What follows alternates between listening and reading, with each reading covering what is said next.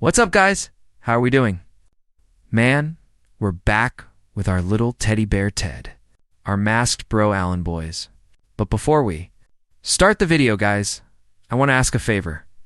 Of you comment a lot about little teddy bear Ted, and also, guys. Like the video so YouTube recommends it. More because, as you guys already know, we went 2 months without posting a video, right, man?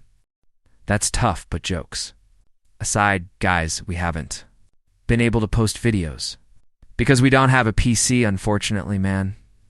But then you ask me, Fim, how the hell are you guys editing videos then? Simple, man. I'm editing on my electronic toaster. I don't know if you know it, man. It's called a cell phone. To be honest, man, I don't even know how this bomb hasn't exploded yet. But anyway, let's stop stalling and kick off this freaking adventure. This here is the greatest player in the world, the main protagonist, who is riding a king scorpion. And not only that, he was bored, man. Wondering what Hay's going to hunt? Now, in this world, Hazen is none other than the biggest MMORPG in the world, called Albion Online. Just kidding, damn it. It's called Arena. He was ranked number 1 in the world, the first to get his character to the maximum level, and also the first to have the highest points in the Colosseum. The absolute god, the greatest player in the world, whom no one has ever surpassed.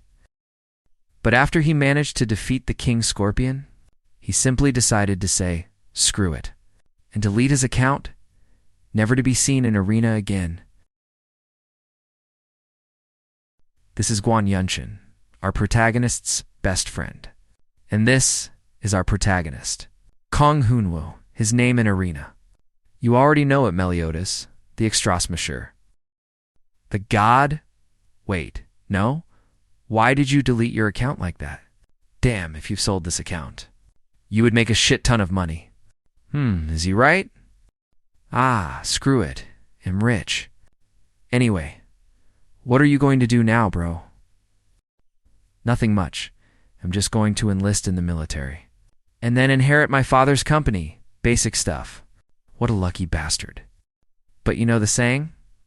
Whoever doesn't subscribe to Fim's channel will lose their teeth. So, what's up, guys? Your teeth or the subscription after this conversation of theirs. 2 years pass, and Hay's working at a convenience store, earning $40 a day. Give me the red one, and if you don't. Are you stupid or gay? Hell no. Which candy would you like, sir? That one there. Hurry up, kid. What a fucking annoying old man. This guy looks more like a goblin. And finally, it's revealed who our protagonist really is. His name, you already know, is Kong Hunwoo. He was the successor of Danzu Construction, his father's former company.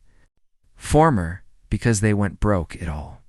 Started when our protagonist was returning from the military, and his father's company, which was already in deep trouble, went bankrupt.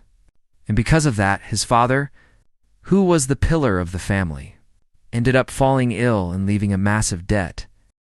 As a result, our protagonist had to live a below-average life, even eating expired food. From the store where he works, man, look. At that, relax. What doesn't kill you makes you fat. But while the protagonist is walking, he receives a message from his old best friend, that bro from the beginning. He says that the game Arena is very famous nowadays, and that if he tried to become a streamer or a pro player, it would be easy for him to make a lot of money. And for our protagonist, that would be easy, right? After all, he was already rank number 1 in Arena, so it'll be easy for him to solo extras. Even if he starts over, soloing extras? Again, let's freaking go. But he set his expectations too high, because the capsule is expensive as hell, man. While the protagonist is checking if he should buy it or not, an extra arrives, who has known him from a long time ago. A guy named Jong Hunbok, a rich delinquent who who is the son of the partner of our protagonist's father. The protagonist tries to slip away, but, as you already know, extras are all stupid, man. He says to the other guy, "People usually go shopping at the mall.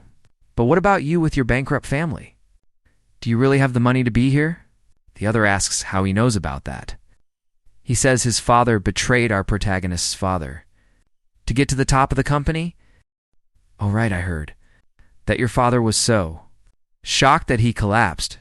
You wouldn't want to leave him alone on his deathbed, right? And since our protagonist won't just take it lying down, he immediately lands a huge punch right in the extra's face. "Take that, you loser." Just to teach him a lesson, the security guard arrives and holds back our protagonist. But he swears he will take revenge for everything he did. To his family? Money? Is it really that good?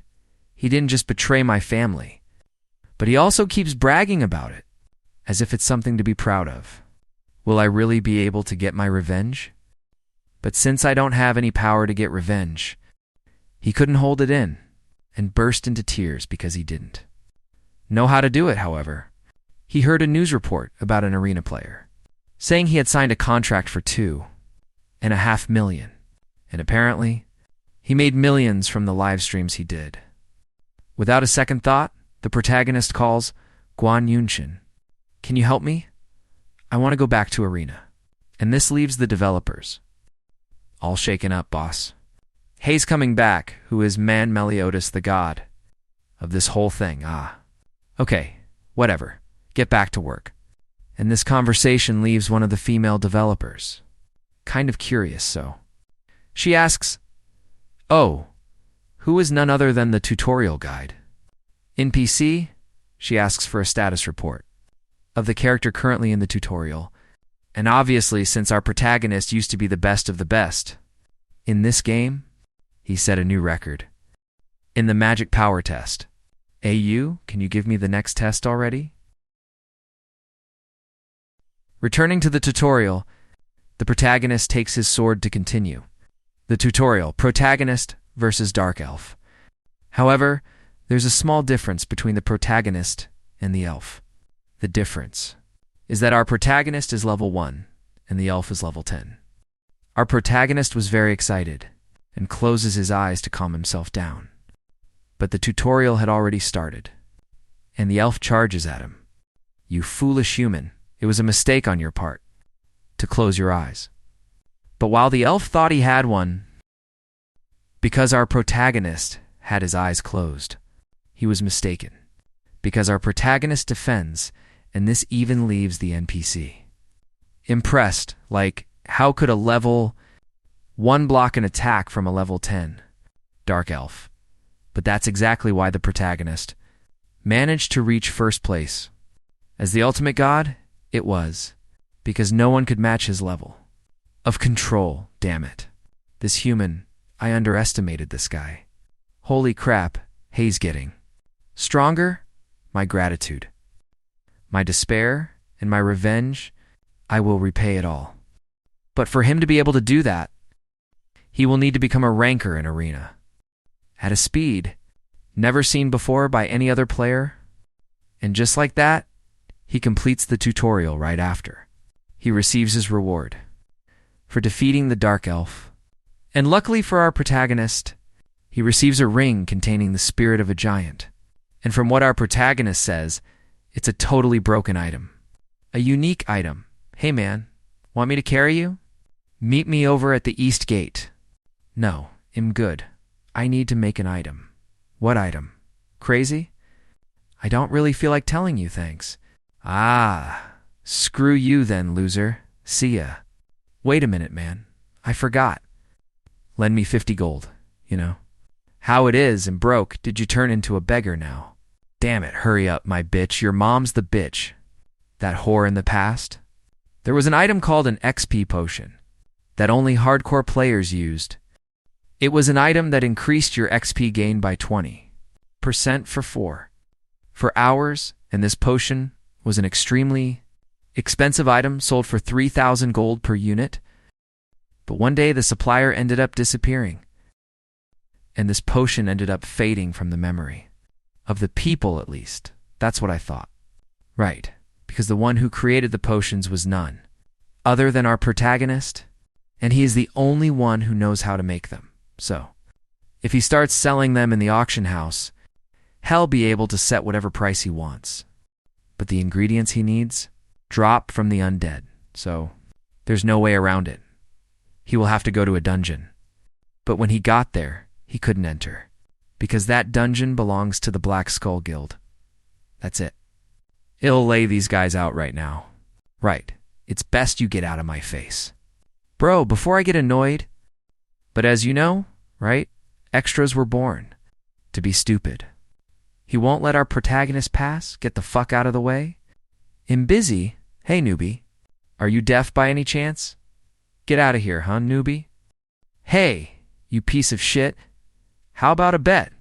Where the loser deletes their character, you want back down, right? But in case you guys didn't understand, in this game, if you lose, your character gets deleted, and you have to start everything from scratch. But since there are no players who are willing to risk losing their characters, this normally doesn't happen much, however. Since extras are all stupid, right? He accepts the bet. Or do you know Mari? The one who left your ass on my. What a motherfucker. The extra tries to hit the protagonist, but he blocks and keeps attacking, however.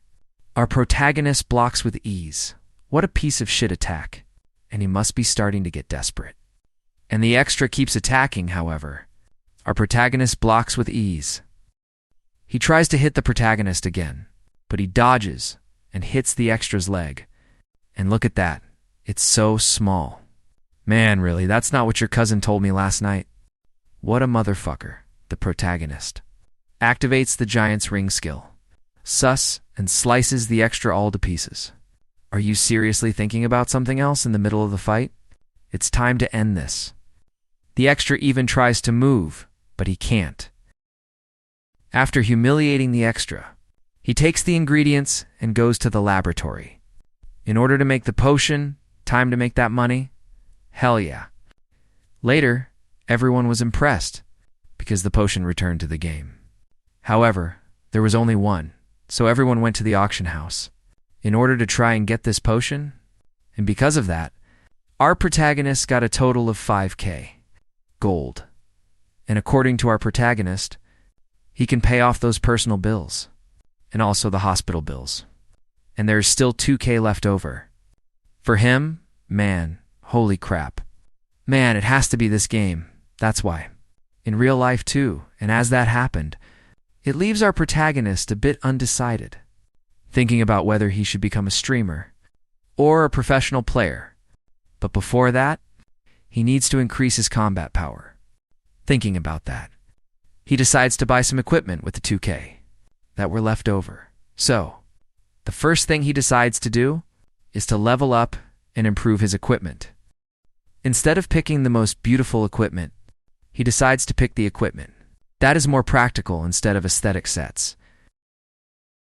Of course, it's practical, right, man? That thing looks ugly as hell. Look at this. See, guys? You, out there who keep picking pretty clothes and games just to look cool. I know you've done that, but relax. Man, I've done it too. The first item he decides to get is the leather coat with wind spirit. The next is the red mole leather pants. And finally, therefore, one of the most important items. The long and sharp sword. What a shitty name, man. Isn't every sword long and sharp, no? Hold up, Gross. Look at that look. He looks like a traffic cop. After that, he decides to hunt wolves. And he goes around slicing the wolves with the greatest ease in the world, man. And that's thanks to his new items. Take that, you bitch. Now the goal is to reach level 10, so let's head out. And another one bites the dust in the goblin dungeon. Damn, hey man, can I join your party? Of course. Wait, what the hell kind of gear is that? Man, get out of here. Beat it, newbie. The rookie group is on the other side. Hey, do you guys remember what happened to the last guy? Who called him a newbie? Yeah, screw you guys. Who do you think I am? In the best in the world? In this dam, screw it, I don't. Want to join this dam? Shitty group anyway. Hey, do you have any experience in the Goblin Dungeon? It's our first time in the dungeon. So, we're looking for someone with experience. Please, can you help us? You've got me. You're in good hands. Relax, such a simp. And now, with a group of 5 people, they are ready to enter the dungeon. But first, let's do the introductions. We have the hot blonde. The level 20 priestess Jo Husu. This guy here is Choi Jin Woo, a warrior of level 24. And the other guy is Park Shinmin, an archer of level 24. We also have GIA level 23 mage. And finally after that, they're off. To the dungeon? Come on, crew. Don't slack off. This entrance here, man, it looks like this damn place is the Goblin Dungeon already. The goblins charge at them firing arrows. But our tank is a beast and blocks them, son. Now it's the mage and the archer's turn. They combine their strength, performing a joint attack like this, leaving only a few goblins behind. Damn, for a rookie group. They're doing pretty well. Check out that synchronized attack. Badass. After an hour, they managed to defeat all the goblins. Now they're going in search of the hobgoblin. Let's take a break. Damn, I'm tired. Break time, everyone. Hey, don't wander off. Watch out. Not to get hit in the backside. You mean I could end up with an arrow in the butt? Better protect what's mine a while. Later, with the archer's skill, they manage to find the final boss. They charge in, defeating all the goblins, leaving only the final boss. The hobgoblin, however, was a problem. This hobgoblin can use magic. Haze, a mutant hobgoblin, he used a spell that slams the tank straight into the wall, son. Now our pro steps up to the front to defeat the boss, just like that. He asks the backline for help, specifically the archer, and the mage the pro was charging in. But alone, there's no way he can do anything. However, the archer takes action and fires an arrow. But luckily our protagonist deflects the arrow, sending it toward the boss.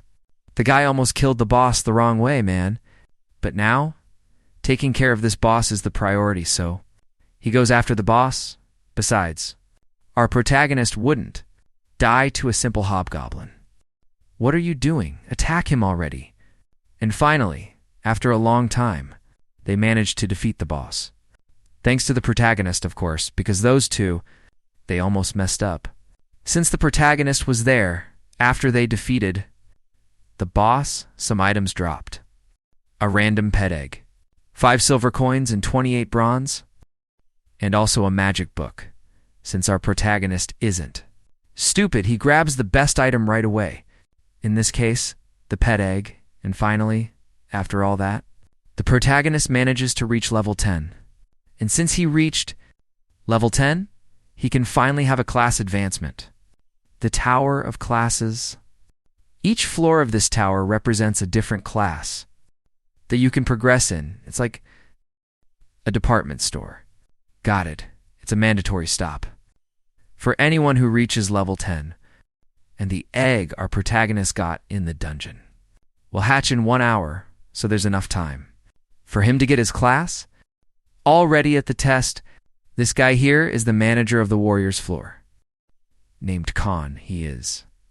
The one who will decide if the protagonist deserves to be a warrior or not. So let's begin, kid. He'll leave the first blow to you.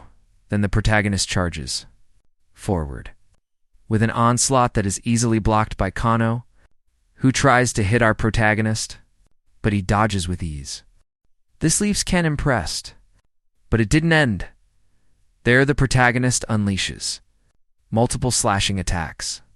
Right at Ken's face, however, he just defends. This kid is still just an adventurer who hasn't reached a real class yet. He still has a long way to go to defeat me. But there's that saying, right? Never underestimate your opponent. He tries to hit the protagonist While he was falling, but hazed the freaking protagonist, he props himself on the ground and blocks the sword with a kick. And that leaves Khan even more impressed. Could this be what they call natural talent? Just as the protagonist was about to slice his head off, he stops the test because the protagonist had already passed, come on, just when it was getting good, man. And in this way, our protagonist becomes a warrior, thereby gaining 3 new skills. Weapon Master, crushing, blow, and strike. But before our protagonist leaves, he receives a new quest from Khan. Once you are sure of your power, find the owner of this coin. And this quest is an level quest, and it seems he needs to find the knight. Kyon, if he completes it, he will receive LeBron's skill. What the heck, LeBron James? A basketball player now? This LeBron guy is the leader of the arena army. He is the freaking strongest knight in the Empire. A skill reward from the strongest knight in the Empire. And since he got his class, he takes off, and on the outside, there was only 1 minute left for the egg to hatch. He acts all giddy. Right, thinking a dragon will come out. But everyone already knows it's going to be the pet, right? A dragon? A dragon. A dragon. Stop it. Did you lose your voice before? My form? Huh, you can talk. A tip to be smart. Don't be stupid. Now that I'm speaking, are you deaf, motherfucker? The protagonist acts all giddy, especially since a talking pet is very rare. It's a unique tier. I allow you to follow me. Now hurry up. Stupid human, get off of me. You shitty little bear, are you testing me? You know what looks good right now? I'm going to pour oil right on your head, just like Madeira. Like this. You'll never walk away from this, loser. Shut up. You shitty little bear, as if it wasn't enough. To be born poor, I have to serve a stupid human.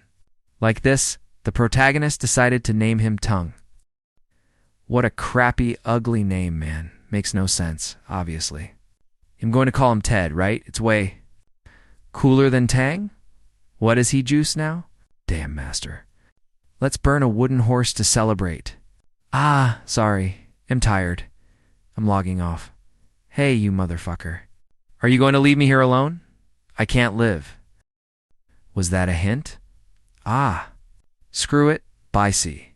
Why drop hints when I can just throw a flying kick? What the hell was that, man? Was I seriously rejected by a little bear? You finally got out of that place. Huh. Are you going to live in that damn game now? Ah. Screw it, Yunshin. Says that.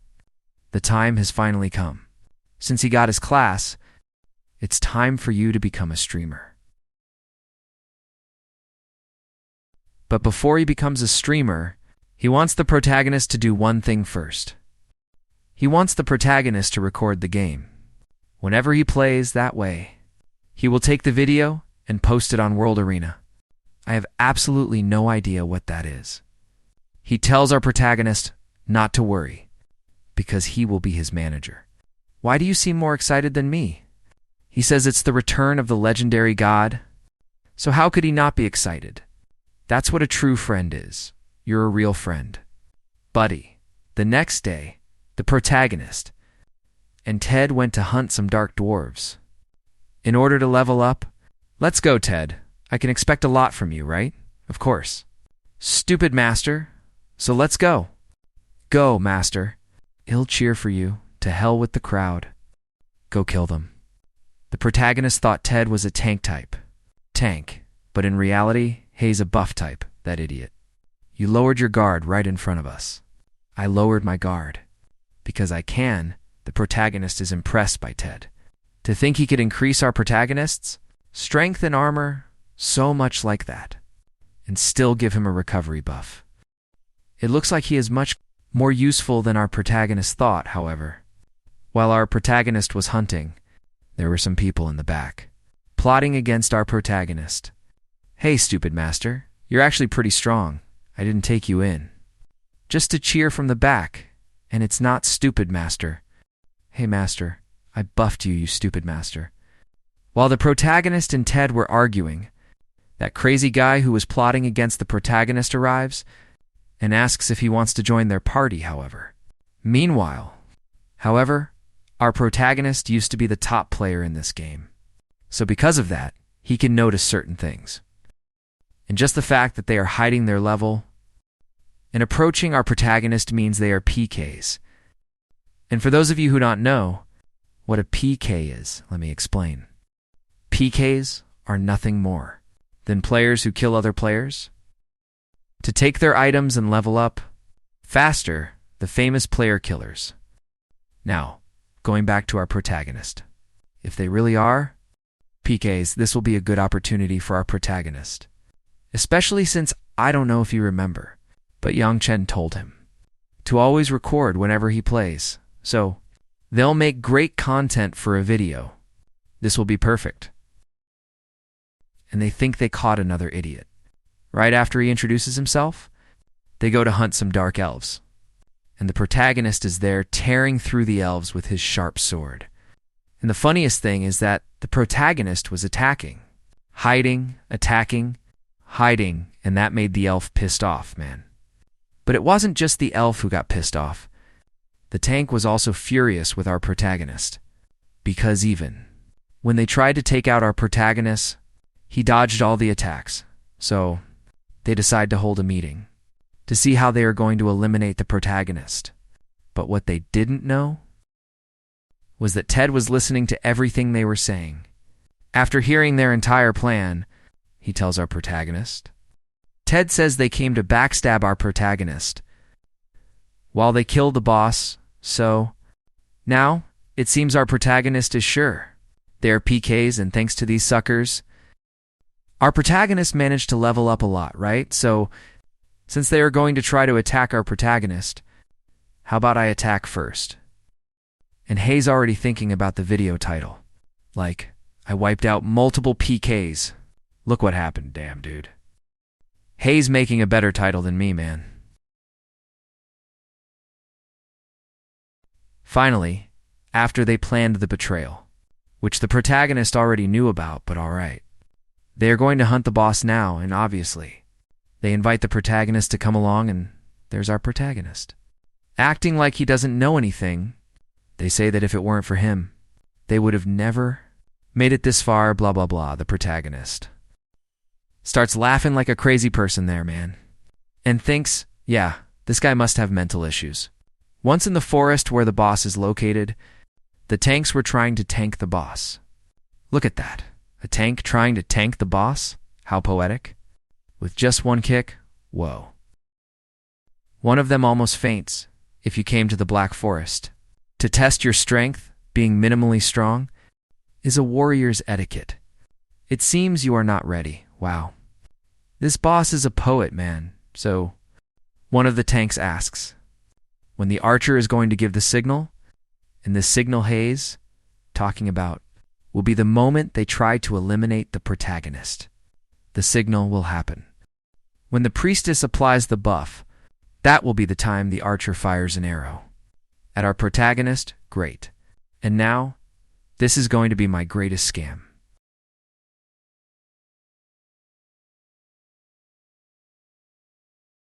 And just when one of the tanks was about to attack our protagonist, he takes an arrow right to the butt, man. Ah, you know, Ted plays around too much, my bad. While all this was happening, the other tank got distracted, and remembering that they are on a battlefield. And without him noticing, the elf grabs his neck. Oh, that guy's a goner, huh? Why did he move? In the end, he stabs them in the back.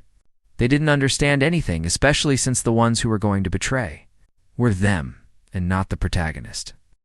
But it seems the tables have turned, haven't they? When you are trying to betray someone, you should know that this could happen to you too.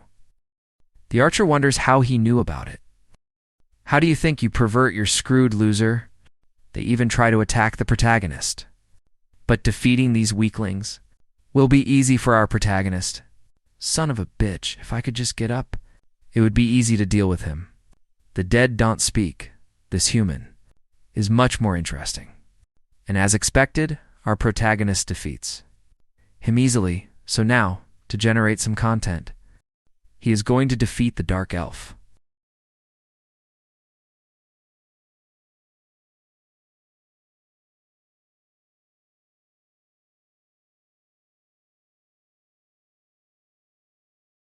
Later, Yunchen asks how he managed to find people like that.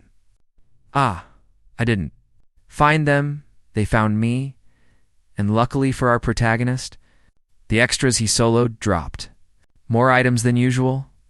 Due to the penalty of having killed other players, it seems the video that the protagonist recorded will be amazing. However, they have a problem. They are going to need an editor.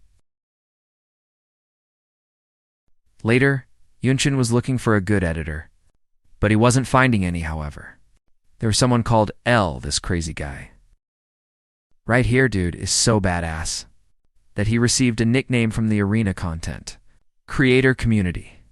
The virtuoso video editor and Yun Chen sends the video that the protagonist recorded to him. He thinks the video is awesome. Right, especially since the narrative of the video is flawless. And from now on, he will be our protagonist's new editor. Later, our protagonist was checking if he should open a skilled book that the PKs dropped. When they bit the dust right in this way, he receives a skill called Blood for Blood of the unique rank passive type. Holy shit, you're my lucky charm. Damn it, let go of me, you dumb human. A few days. After that, our protagonist's video was posted. And it already got 150,000 views. And go ahead and leave a like. And subscribe to the channel to give us some support. So we can also try to reach 150,000 views. Right, I trust you guys. Later, an executive named Kyle was watching our protagonist's video. And this guy is none other than the manager of the business team at Nike, guys. He was watching the video of our protagonist defeating the PKs and the elf. He says he wasted a lot of his time with unsatisfactory candidates, and it seems our protagonist has what it takes. To become a star, there's no choice. They're going to have to make our protagonist sign a contract with Nike. Imagine starting a channel one day, and the next day you're getting contacted by Nike. From poor to billionaire the very next day. Our protagonist was hunting some monsters. To be able to level up a few more times indefinitely, he is leveling up much faster than in the past.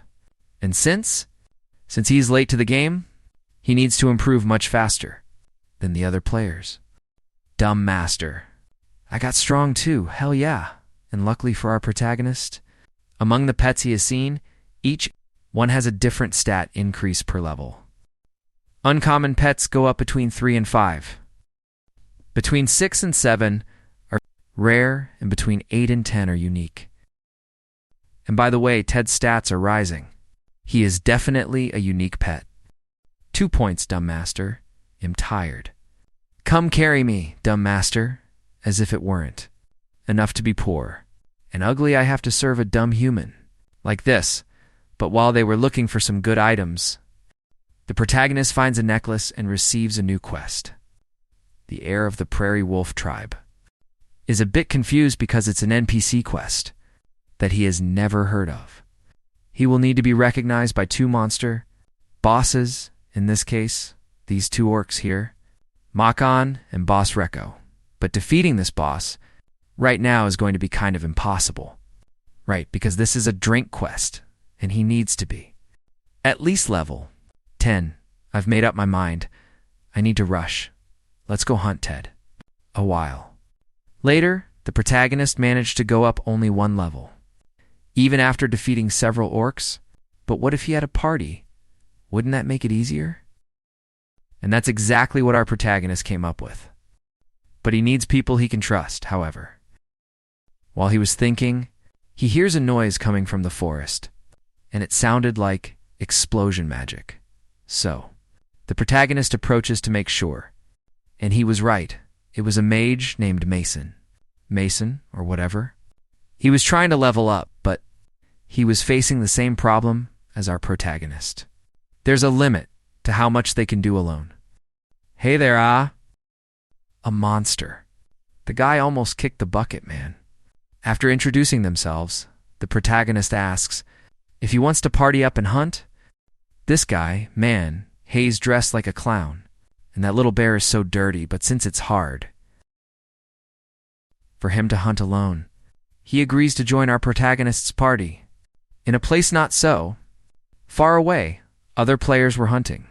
Some orcs, and these players are from the Black Skull Guild. Now you might ask me, but wait, isn't this the same guild as the extra that our protagonists crushed back at the beginning? And guess who they are helping to level up, man? Who else could it be? Isn't it obvious that it's the exact same extra that our protagonist soloed? His name is Park Junho, and Hayes a member of the infamous Black Skull Guild. And since his account was deleted, the higher-ups valued his contributions, so they told him to create a new character, and these two guys are going to carry him until he reaches where he was before. And obviously, the reason he had to create another account is because our protagonist crushed him last time. Right, and he claims the protagonist won unfairly. After getting his character banned, I will find him and make him feel the wrath of the Black Skull Guild. Oh man, extras never learn, do they? Damn. They were trying to get Junho to level 25, but it seems there aren't many orcs at this rate. They won't make it. They are going to need more than a 2-person party to defeat multiple orcs, however, out of nowhere. An orc spawns there, and Junho charges at the orc. But leaving the extras aside for now, the protagonist and his buddy were happy, because it was good they teamed up this way. They are leveling up much faster, moreover. They have a plan to defeat the orcs. Faster. First, our protagonist draws the orcs' attention, luring them to an area, and then Mason uses a long-range magic attack on them. And to finish them off, our protagonist slashes them by repeating this plan multiple times. They are leveling up much faster. Hey mage, you're pretty strong. I permit you to be my servant? Are you sure about that? His first greeting to him was a magic arrow. Oh right, I forgot. My butt. Couldn't even catch a Wi-Fi signal, stupid master? The monster is appearing again. And since Mason was without a weapon, the protagonist charges at the orc and slashes it. But do you guys remember that the extra hour protagonist soloed was also charging at an orc? Well, it was this exact same orc that the protagonist just took down. You're that bastard? Ah, my bad. I thought it was a monster. What? It wasn't my fault. If he startled me like that, after that cold slap to the extra's face, he thinks the protagonist is hitting him on purpose. I thought so too. Suero is driven completely by hatred toward our protagonist, especially because he was the one who deleted his account. You? What was your name again? Is it Paxton? Woo. Mason asks if he knows that person. Hay's just an idiotic friend who lost his character in a bet. And obviously, like a typical extra, he doesn't learn, right? He says that today. He brought 2 executives from his guild for this and that and blah, blah, blah, blah, blah. So, one of the executives says to our protagonist that he should watch his tone of voice. There is a limit to my patience. But our protagonist is so mocking, right? Patience. What are you going to do when it runs out? Am not afraid of the Bone Guild? Pig Guild or whatever. Its name is this leaves him completely furious. Right? Mason says that they must be at least level 60 they want. Hurt us, right? But the protagonist says that if they fight, they shouldn't get involved, however. The executives decide to leave, but we have an extra who acts like an absolute stubborn mule, man. He provokes the executives, saying that he will report them to the guild bosses. He'll tell them you ran away after hearing a guy badmouth the guild. And of course, after hearing that, the executive puts a sword to his face. Right, I'm telling you, man. Hay's just asking to get beaten up, however. It will be easier to hunt if a group disappears. So, does that mean a duel? But our crazy protagonist, man, he says hell only duel if there's a wager. With the stakes being deleting the character, what happens to me? If you lose, you will probably be deleted. To what? The executor says the terms are deleting the character. And the winner takes all, captain's battle style. And for those of you who didn't understand a thing, a captain's battle is nothing more than each captain from each team dueling. And the winner stays on, then another representative from the losing team enters the fight, and the side that runs out of representatives first is considered the loser. And now, since you understand how everything works, let's get to the fight's first battle. Protagonist versus these armored executors. If you die, it'll kill you, but if I die, you'll already be dead. Relax. Ted, we're winning this easily. I think because of the level difference. I'm going to need more than one blow to defeat this sucker. So 10 blows should be enough. Now I understand why Suero hates you so much. He charges straight at our protagonist with everything Hayes got. But our protagonist dodges and already lands the first blow out of the 10. And everyone who is there is impressed. But it's not over yet. He goes after the protagonist again with a barrage of attacks, and with great ease, our protagonist dodges all the attacks. And he starts wondering why the gap between him and the protagonist is so huge. Then the protagonist says that everyone thinks they can win just because they are at a higher level. We're talking about arena levels. And items don't matter here. Even if someone has a lower level than yours, they still have a way to hurt you. Who's next? And the next battle was way too easy, man. Our protagonist defeated the executor without even taking a single hit, man. So, since there were two, only one is left, right? It only took one try. Now, it's going to be his turn again. It's confirmed, guys. He is a sadomasochist. Poor crazy guy, man. It did him no good to get carried. Just to rebuild his character. Because Hayes about to lose his character again. The important thing is to wonder if there will be any guild members left who want to carry him now. Beg me, maybe ill. Spare you, what is Suero going to do now? Especially since back when he was level 40, he was humiliated by our protagonist. Imagine now that he is at level 20, his anxiety kicks in, his heart rate starts to accelerate. And just like that, he enters attack mode. Yes, he charges straight at our protagonist. But our protagonist just activates the giant ring's skill and lands a huge punch right in the extra's face, slamming his face into the ground. Man, what a clean hit, bro. Oh man, nothing is better than seeing an extra get beaten up. And since our protagonist sent the 3 packing, he won 3 reward boxes because of the bet he made with the challenger. The winner takes all. They practically gave a gift to our protagonist. Right? Mason was totally amazed, saying that our protagonist is awesome, this and that, and blah blah blah, after crushing the extras and taking the gifts. They go back to hunting, and thanks to Mason, our protagonist managed to reach level 31 after adding each other. Mason leaves. And since our protagonist managed to reach level 31, he is finally going to finish the necklace quest. And Ted just wants to rest, man. Where are the labor laws? The objective of this quest that our protagonist got is to deliver Kang Khan's bone necklace to the chief of the Meadow Wolf tribe, who is Reckon, and to find the tribe chief. He needs to find another orc named Dakan. And since normally boss monsters appear randomly in the areas, after 12 hours, our protagonist spent 12 hours hunting this guy here, man. And Ted was almost dying there, man. Poor guy.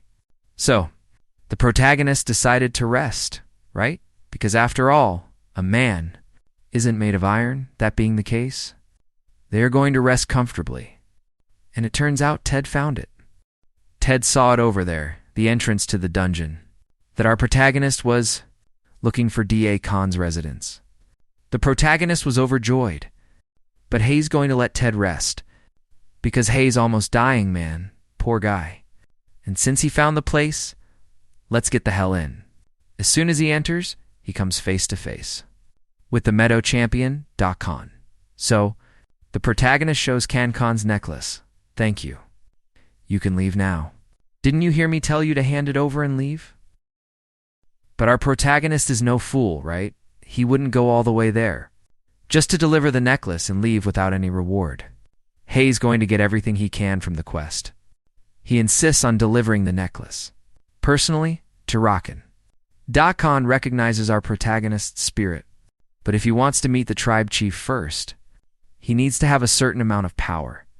He will test him like this. Our protagonist receives a new Drank quest. He needs Khan's recognition. If he wants to meet Rakan, Khan grabs our protagonist's head and throws him high into the air. But that's nothing to our protagonist, man. However, Khan is strong and charges at our protagonist with everything Hei's got. But our protagonist wouldn't lose. That is Ali, right? He tries to hit Khan, but he dodges and hits our protagonist, leaving him near death, man. Our protagonist is still too weak to defeat him alone, so he calls Ted to give him that awesome support, right? If I show up like, no one keeps money for long. Where are the teddy bear's rights, man? Damn environmental agency? I can't even take a peaceful crap, bro. But shut up. You're my pet. Act like one. And it seems Khan knows our little bear Ted.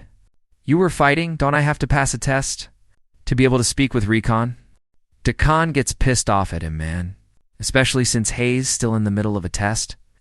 Right. So since the protagonist is Ted's master, he allows them to fight together. Now with the buff applied, he charges at Khan again, but sometime later, Hei's lying there on the ground. No way, I give up. He actually fought well against Khan. But does he need to defeat Khan? To pass the test, right, however? Who said he needs to defeat Khan? He proved himself worthy, and in this way, he completes the quest. And the reward for passing the test is simply a necklace. He received Khan's necklace, but something is still missing, right? Rakan is about to appear. The crazy guy arrived here like Superman, man, doesn't he? Know what a door is?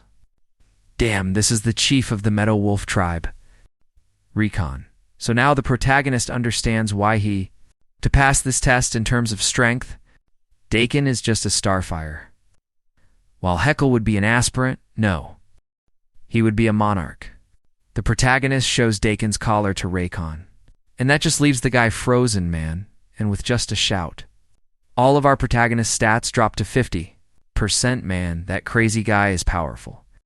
But before anything could happen, Dakin calms him down. And the reason all of this is happening is because of the tribal chief's son.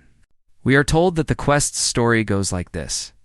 Tankin is Rakan's son, the future chief of the tribe.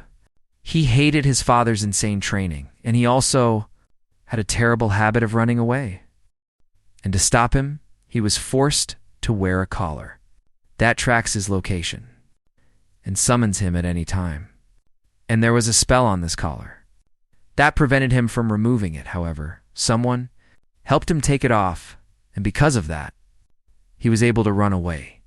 And the one who broke the spell was none other than Ted. You can do this kind of thing, you don't know what I'm capable of. How stupid. Rakan apologizes for causing trouble for our protagonist. So in this way, he will reward him in an inadequate way. I said it wrong. Like this. He completes the quest, and besides receiving EXP and stamina, he gains a new skill. Magic condensation.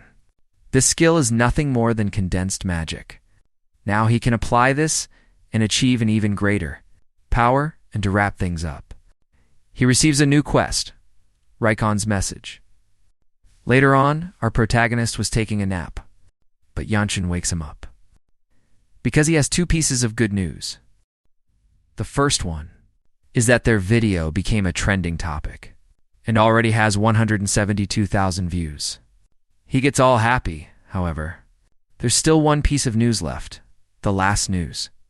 is that he received an email from the director of Nike.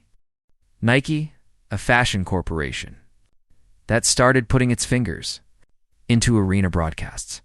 Right now, they are the #1 management company in arena. A scout from Nike wants to analyze our protagonist, which makes our protagonist a bit nervous.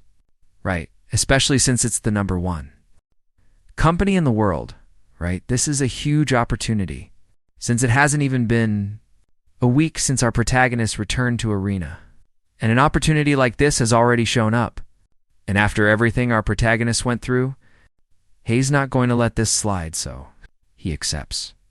Later, the manager of the Nike media team, Kali, was talking to a representative from management. At Nike, in this case the boss, Jamie, Kali says that our protagonist has already chosen his streaming name, Alan Boys, and since it's a bit of a difficult name to pronounce, Kali calls him Mr. G. But doesn't that name remind you of someone else? It reminds you exactly of him, Meliodas. You really managed to find such a big fish. About 2 years ago, the number of players in Arena rose rapidly and it became the most popular game in the entire world. Now this very same game already generates immeasurable profits and has become a world of its own. And now you're telling me that this very same legendary player has returned, he wonders. How much the return of the pranker will make the world shake. Later, our protagonist was checking what Hayes going to sell and what Hayes going to use. After he sold the item he got from the PK and the Black Skull Guild, that bunch of stupid extras. In this way, the protagonist got a total of 5,000 gold and a pair of shoes, not counting Dakin's collar, which is also a very strong item. And if the protagonist combines all these items he has obtained so far, his stats will be at the level of a level 60 userman, and since he managed to reach level 30, and 2 would be good. If he could get a unique Uric weapon with the gold that was left that way, he opens the auction window to see if he can find a good weapon, right? But it won't be that easy, right? Getting a unique rank item with only 5k gold. However, there was one, the dwarf sword end. Since it's 10 times cheaper than it should be, our protagonist buys it, right? But at that moment, at the auction house, the master of the Black Skull Guild, Suero, accidentally sold his dwarf sword for only 1,000 gold, so he orders them to find whoever bought it. Immediately, holy crap, man, this luck of our blind luck protagonist, man, it's just unbelievable. There's no way around it. The rivalry between the protagonist and the Black Skull Guild is far from over. Our protagonist has 3 days until he signs the contract with Nike. So during these 3 days, he needs to get stronger, even if it's just a little. So, a quest should be the best solution at this moment, especially since he still has that coin quest that Khan gave him, so he should go meet LeBron. And since he got great rewards from the quest of the Golden Wolf tribe, he wonders what he would get from the strongest knight in the Empire, later in the Yuzma Empire. Damn, what a name our protagonist. Was in front of the king's castle. He tries to enter, but is stopped by the guards. But as soon as he shows the coin, they let him in, and everyone is impressed. Like, oh my God. LeBron's gates have been opened, and obviously just like everywhere, there are leeches, right? They try to take advantage and enter, along with our protagonist, but the guards won't let them. He will be the first to record this, especially since nobody has ever seen LeBron. And once inside, he finally meets the strongest knight of the Empire, LeBron. He says it has been a long time since an adventurer sought him out, and if Khan recommended him, that means our protagonist is skilled. Then LeBron asks if he came there to test his strength, since a sword fight reveals more about a person than 1,000 words. Are you ready for this? He promises our protagonist a new skill. So that means if the protagonist manages to impress him, he receives 2 skills. You can even learn 3 skills. If you want, of course, as long as he gets impressed, right? In this way. Our protagonist prepares himself then. Finally, he charges at LeBron with several strikes, but obviously they are easily defended. Then the protagonist finds an opening and tries to hit him with a kick, however. LeBron dodges icily and with just one attack. He almost defeats our protagonist. Holy crap. This guy's a beast. Okay, however, it wasn't going to end that? Easily, right? The protagonist uses his dash skill, thereby becoming faster and rushing at LeBron, however, well, he defends again. But this time, our protagonist jumped upward, trying to strike LeBron from behind that way. But obviously it wouldn't be that easy to defeat the greatest knight of the empire. Right, he blocks the protagonist's attack with just one finger, man. But our protagonist scored a total of 80 points, whereas normally the adventurers who went there only managed 50 points. 80 points. So how many skills is he going to get? However, before anything else, now it's LeBron's turn to attack. And obviously the protagonist got beaten up. Right, and it seems that before the protagonist, there were 9 challengers, so counting the protagonist. There were 10 out of all of them. Our protagonist was the strongest. Thus, he completes the quest. And in this way, he receives the title Rising Star, recognized by LeBron. Because of this, all of his stats increase by 10 Funterum. And also, as promised, he receives a skill book, thus receiving a new skill, Combat Master. And once again, his stats increased by another 10%. So in this way, he managed to increase his stats by over 20%. And since he kept his promise, it's time for our great protagonist to head back. But wait, the quest isn't just that, right? Or rather, our great protagonist asks if he can help with anything else. And luckily for our protagonist, he really had a quest, and it seems some undead appeared in the south of a place called Brinks. Brinks, I don't know, and our protagonist will have to investigate. What's causing all of this today? The king suspects that there are some dark mages involved in all of this, so our protagonist will have to investigate and find out what is happening. And this quest is a main story rank quest. In short, it's a main scenario quest. He already managed to lead episode 1. Now Hay's going to lead episode 4. He became a front runner of the main story. Later, at the auction house, that crazy guy who accidentally sold the dwarf sword to our protagonist was pissed off because they couldn't find the person he sold the sword to, who happens to be our protagonist, right? And our protagonist overheard everything. And they ask why they are after him, right? Oh man, again. With this guy from the Black Skull Guild, right? This guy just doesn't learn, does he? But there's that saying, right? They say a grudge never disappears. Well, since our protagonist has a main scenario quest, waiting, he should take care of annoying things as quickly as possible. But before that, our protagonist needs to plan how Hay's going to do it, especially since defeating everyone in the Black Skull Guild won't be that easy. And to top it off, our protagonist doesn't know how to do it. But that's what friends are for, isn't it? That's right, Guan Yunshin gives his idea to make a video, provoking them, in short, a declaration of war, challenging them to a PK match. But what's the goal of this? The goal is to gather all the members of the Black Skull Guild and wipe them all out.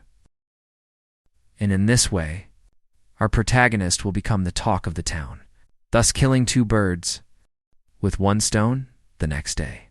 At the Black Skull Guild house, they were discussing the video that was posted on the bulletin board of the arena community.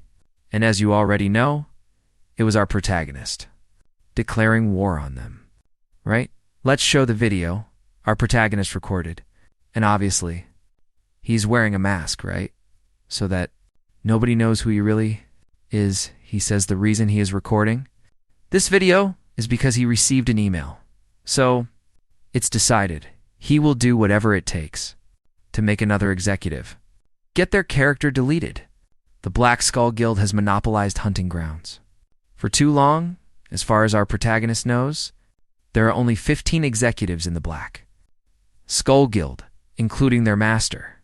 And since our protagonist defeated 2 of them, now there are only 13 left. And he is calling them all out for a 1v1, with character deletion on the line. Let's go, no regrets, and obviously. After the guild master sees this, he gets pissed off, man. And to top it off, he saw the dwarf sword in our protagonist's hand. I don't know if you remember, but he was looking for the person who bought his sword. So the person he was looking for so much is also the person who made the 2 executives bite the dust. Then the woman, damn it. He'll call this woman Lisa, because I always forget her name, actually. I think I haven't even mentioned her name, right? It's going to be Lisa. That's it, Lisa asked the guildmaster. If they are going to ignore this, especially since if they get involved in this, it will only get even more out of control. But obviously the guildmaster would be pissed off and gather all the guild members to go beat up our protagonist. The war is about to begin. Exactly what our protagonist wanted, right? A while later, at the Black Skull Guild headquarters, they were discussing what they are going to do with our protagonist. They even know that our protagonist is level 30. Wow, look how well informed that guy is, son. However, since our protagonist has already eliminated 2 of their executives, they assume he is hiding something. And even so, even if they win, there's no merit in it. For them, isn't it better to just ignore him? And obviously the guildmaster gets pissed off. Son, especially because the dwarf sword and the guild's reputation are on the line. So how about this? They decide to pick a date for the duel. That way all of them will gank our protagonist together. But before they could agree, the acting captain of the New World Guild appears, Kwon Sungmin. He asks if they really intend to all go together against a single player of that level. He calls one of the guys over and punches him in the stomach. Man, what the hell? But he got beaten up for a reason. Because this guy who got punched was the one who ordered those 2 executives to help that stupid extra level up. And because of that, they had their characters deleted in the most shameful way possible. He ordered Suero to record a video response. Agreeing to the duel, you will resolve this with dignity. The weak will naturally be eaten by the strong. Yeah, typical talk later. Our protagonist went to meet with Kali. To sign the contract with Nike, the contract says that the term is 2 years. And for every 10,000 subscribers on his channel, he will receive 10 grand, guys. Nike could really partner up with us too, right? And it doesn't stop there for every 100,000 subscribers. He receives an additional bonus, and also, he can choose one of these items. A rare skill book, a rare rank item, or a rare rank ingredient every month. And with that, he will be able to craft items using the secret recipes he used back in his Meliodas days. The guy asks what he thinks. And obviously, he thinks it's amazing, right? Is this really real? Of course it is, Mr. G, or should I say Meliodas. The protagonist wonders how he found out. But it was only natural for them to find out, especially since they are Nike Corporation. Right? They also requested that our protagonist display the Nike logo on his items now. The protagonist is going to look stylish, son, Kali asks. What his next plans are. He is planning to start streaming in the coming weeks because he has prepared something really big. Fair enough. Smashing an extra is always good. And do you remember that the guild captain ordered Suero to record a video? Well, he recorded it. They challenged our protagonist to meet at the Colosseum in 3 days. And of course, after hearing this, our protagonist goes hunting to level up a bit before crushing that extra. Right, these monsters that our protagonist is facing are around level 60 to 70. So why are they so weak? Or is it because our protagonist has become much stronger due to his unique items and skills? But maybe it's just because he has been doing nothing but hunting monsters lately. And according to the protagonist's information, the master of the Black Skull Guild is around level 80, and the average level of his executives is 70. But if he plans to win using that method, he needs to get stronger. After that, our protagonist hunted for 30 hours, taking short breaks during the hunts. But it was basically 30 hours of physical labor. In the end, he ended up working hard for 2 days. And as a result, his skill proficiencies increased a lot, allowing him to gain 6 levels and reach level 40 one day. Later, at the Coliseum, Allen Boys versus the Black Skull Guild. Normally, not many people go to the Coliseum. But today it's packed, man, of course. Who doesn't like to see extras getting massacred? And there's our protagonist, rubbing salt in their wounds, asking if he managed to gather all 13. People, I was worried. You guys would get scared and chicken out. The skull guy is happy that he showed up that way.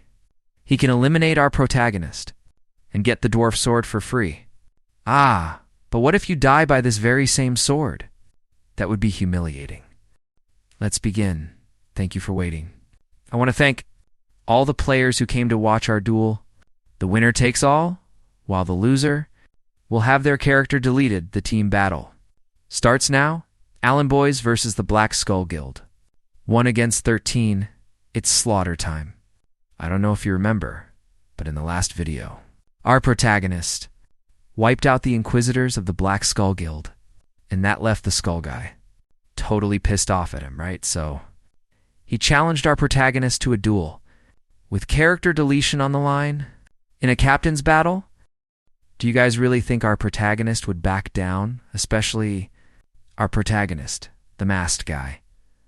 Huh, I doubt it, man. But the protagonist says he doesn't want a captain's battle. Guys, he wants a team battle, man. In other words, guys, it's 1 against 13 or 13 against 1, man. And if it's up to the protagonist, Hayes, just like bring it on, everyone is confused, right? What is this guy talking about, man? I don't know if you guys know, but in a captain's battle, he would fight one Yoni, but in a team battle, he will fight all of them. At the same time, this leaves the skull guy even more intrigued, right? What is he hiding then? The masked guy tells him to make up his mind quickly because he wants all of them to participate. After all, it wouldn't be fun to just send one and end the duel quickly. Damn, the masked guy is cocky, isn't he, guys? And of course, after that, the skull guy accepts it, right, guys? Imagine, man. The guy brought his whole guild, just to not accept the duel in the end. No way. Damn it. And since the skull guy accepted the duel, the countdown begins. Right there. 5, 4, 3, 2, 1, and the battle is about to start, guys. And the first one to charge at the masked guy is this chubby guy, the vice leader of the Skull Guys Guild, Park Sang-woo, whom I will keep calling. The chubby guy? He asks the skull guy if he can keep our protagonist's items. If he defeats him, right, you're dreaming way too big. Chubby guy, calm down. I don't care, man. You can take everything, just don't touch the sword. Whoa, pause. That sounds wrong, damn it. So the chubby guy charges at our protagonist, saying that Hayes in deep trouble, this and that, and blah, blah, blah. Those basic things. You're all confident because of your skills and items, but what they can't beat, levels and numbers. Did you really think you could take down all 13 of us while we are between levels 70 and 80? What do you mean, boy? Skills and items. Can't beat numbers? Then, why did you charge in all alone, you absolute fodder? Suddenly, our protagonist slashes his greatsword right through the chubby guy, man. It's crazy, right, guys? The chubby guys are always the first to die, man. I was still talking, bro. That was dirty. But the duel has already started. Man, bring it on, boy. And the next ones who are going to try to defeat the masked guy Are those two over there, Xian Kong and Xian Wu? The Xianqin combo, the best duo of the Black Skull Guild. So they charge at our protagonist. With everything they've got, man, this is your end, Alan. Boys, ha. But do you guys really think our protagonist would lose to those two ugly guys, folks? Yeah, right, man. While he dodges the sword of Ugly Guy. Number 1, he grabs the spear of Ugly Guy. Number 2, damn, a sword and spear combo. How pathetic, while you should be attacking from a blind spot. Your attacks are way too simple, and... Wow, our protagonist gets real close to him, and says that those who aren't skilled with a spear usually freeze up when you get too close for real. Our boy just eliminated another one, damn son. The dwarf sword is good. Right, that's already 3 down. What are you guys doing there? Come at me, son. Yeah, Hayes the boss. You're awesome, man. Damn. He actually did it. He finished off 3 of them in an instant. If he really wins, hey, my plan is working out. I think I'm going to be a little more dramatic. You guys really blocked dungeons and killed players at this level? I don't think you can defeat anyone. Besides, noobs, why don't you just give up already? Your characters are going to be deleted anyway, because you're definitely not going to defeat me. Get 'em? Are you scared? If you're scared, just give up already.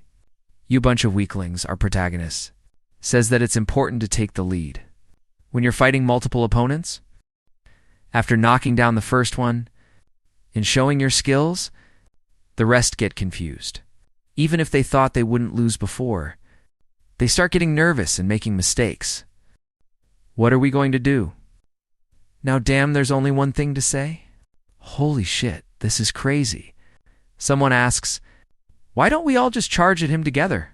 Oh, but do you really think our protagonist would give them time to recover? Man, I doubt it. He charges right at them. Right there, he slices through them instantly. Anyway, that was the price for trying to eliminate our protagonist. And there he goes, man. Our masked guy managed to stun even the audience. Right, guys? Because he eliminated all 7 of them, man, leaving only the skull guy. The craziest one of his group, the skull guy, even tries to say something there, right, guys? Hayes saying that if they win, they want be deleted this. And that this only ends when we win, blah, blah. Blah, blah, blah. Total motivational talk, but it's useless, man. But the armored guy over there gives up, guys, because he realized there's no way to defeat our masked protagonist. And not only did the armored guy give up, Alice did too, because she spent too much time focused on her levels and items. So she couldn't enjoy Arena like she used to. I surrender. And since both of them surrendered, only the skull guy was left, right, guys? And that left him a bit pensive, because when he started the guild, he was just having fun, fooling around with his guildmates. Since when did the happiness of getting stronger become an obsession, no matter the means? And when did our guild, the Black Skull Guild, become the villain? Get him. Go finish him off. Damn. I didn't imagine they would surrender. And if they accuse me of being a fraud, it's too easy here, man. But before our protagonist could think of anything, the skull guy says it was his fault that the guild ended up this way. Since I am the guild master, I will end this with my own hands. This is not the end of the Black Skull Guild, Allen boys. Even if our characters have been defeated, it's not the end, he says this, while being as stubborn as a cockroach, right, man? We will start over. But the next time we meet, we won't be villains to you anymore, Allen boys. Then he charges at our protagonist with everything Hayes got. But in the end, the battle between the Black Skull Guild versus Allen boys ended with only one victor, which everyone already knows who it is. Right, guys? Our masked protagonist? That's it. Go for it. And even though he was outnumbered, he won the duel from that day. Onward, the name Allen Boys spread like wildfire and became synonymous with justice. And because of this incident, well, other People started taking an interest in Alan Boys. Alan Boys, right? You will pay the price. For destroying the guild that I was managing? Hey, damn, man. Look at all these items. Are you guys friends with the Black Skull Guild? A while after our masked protagonist slaughtering the Black Skull Guild. Right, guys? He was like, why the hell are you so pissed off? Suck it, kid. Look at that, damn it. Our protagonist is pissed off there, guys. Because that crazy guy who humiliated him at the beginning of the video is going to become a professional player, you know? And so much has happened to our protagonist, right, guys? That he ended up forgetting about his revenge against. This ugly guy, I've already made up my mind. My goal is to become a pro gamer. I'm going to destroy this bastard in arena. I can't just stay here resting. I need to work hard and get stronger. I'm going back to arena. You just left there, you egghead? I don't care, son. Let's go. I need to get stronger, son. I'm going back to the game. He left sometime later at the south gate of, I don't know, man. Our boy Alan Boys is thinking about how Hay's going to continue the main storyline. Right, guys? Since he didn't join the Black Skull Guild. Back then, it became easier. Right, man? And it seems our boy got lucky, right, guys? Because few people know about the fourth quest. And if he gathers enough information, he can monopolize the fifth quest. Damn, go for it. And for those of you who don't know, this quest is that quest that LeBron gave to our protagonist to investigate the Dark Mage's man. But our protagonist still has a small problem. Regarding this quest, man, if he really finds the Dark Mages, man, hell have to fight against the undead. That would be good for our boy, guys. If you could party up with a cleric, though, I don't know what that is, man. But since he doesn't know any, Hay's going alone anyway, right, man? What should I do? Now, the problem is that I don't know where I should grind, and going alone is going to be a bit complicated. 2, right, in the southern cemetery or the dark cave. In the east, the dark cave is a popular spot because of the amount of XP that the monsters drop, right, whereas in the cemetery, nobody goes there, right, man? Because in the cemetery, there are several ghouls that release poison and are hard to defeat. And where do you guys think our protagonist is going to go? Guys, obviously to the hardest one, right, man? To the cemetery? And he went precisely to the cemetery because he didn't want anyone to see the main storyline, right? And also because there's no one. They're right, but there's always a but. Right, guys? Hey, bro, that outfit over there, isn't that Alan Boys? This guy talks just like Kwon Sungmin in Imnot. Even joking, guys. He really talks like Kwon Sungmin, guys. Just to let you know, I'm not going to imitate Kwon Sungmin. Here, man. I'm going to do a different dub for this crazy guy, but I'll keep calling him Kwon Sungmin. Right? Damn, this guy, from now on, I'm going to call him Kwon Sungmin, right, man? He recognized Alan Boyce at the south gate. So, he started following him. Hey, bro, are you going to leave me behind, oh no? Way, boy, relax. I'm going to hunt in the cemetery, so? Thanks, man. Wait, bro. Are you going to hunt ghouls too? Holy shit. Yeah, boy, what a Krazia's build, man. It wasn't an easy pull, man. My strength is at level 200. Damn it, Kwon Sungmin? Asked our protagonist. If he isn't hunting too many dark mages, obviously. That leaves our boy curious, right, guys? How does he know about the main quest, man? However, Kwon Sungmin doesn't say how he knows, right, guys? He says it's a secret. What a fucking secret. Come on, tell us, hey, bro. What do you say we hunt the dark mages together? I also have some business to settle with them. In case you haven't noticed, I'm strong too, man. All right? Go ahead and save me then. I'm not into man boobs. Sometime later, Kwon Sungmin says that tomb over there is the hiding place of the dark mages. You're lying. To me, right, this is just a tomb, but Kwon Sungmin insists that it really is, guys. He tells us. Let's wait a little bit. Relax, son. So, Kwon Sungmin gets ready there and puts on his gauntlets. And our guy says that those gauntlets there are called the famous second class. Of the monks among them, the most strict monks are those from the Sun Temple. The Liru monks, I don't know. And there is also an absurd ranking system, because you can't change your class unless you are recognized by the chief. Monk, they say there aren't many people with this class. So Kwon Sungmin is awesome, right guys? The guy is amazing. And fighting at the same time, man, so Kwon Sungmin prepares a punch there, and bam, he breaks the ground. Opening a passage, man, now I'm sure, man, this guy is definitely a bodybuilder. Man, so they go down and go after the black mage. Right, guys? And down there, our protagonist was admiring Kwon Sungmin, right, man? Because the guy is freaking strong, man. But it's not. Time for our protagonist to be admiring Kwon Sungmin? No way, because look at the monster here, however. Our protagonist slashes a zombie, right, guys? Did you really think that our protagonist would struggle against a zombie man? Of course not. Ha! Now watch our protagonist show his skills. Man, so our protagonist goes and cuts down the zombie.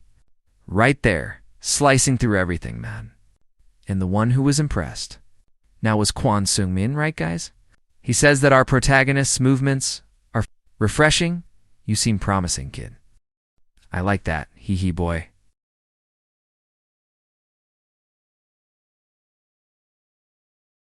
And actually, man, this guy is the master of the New World Guild, guys.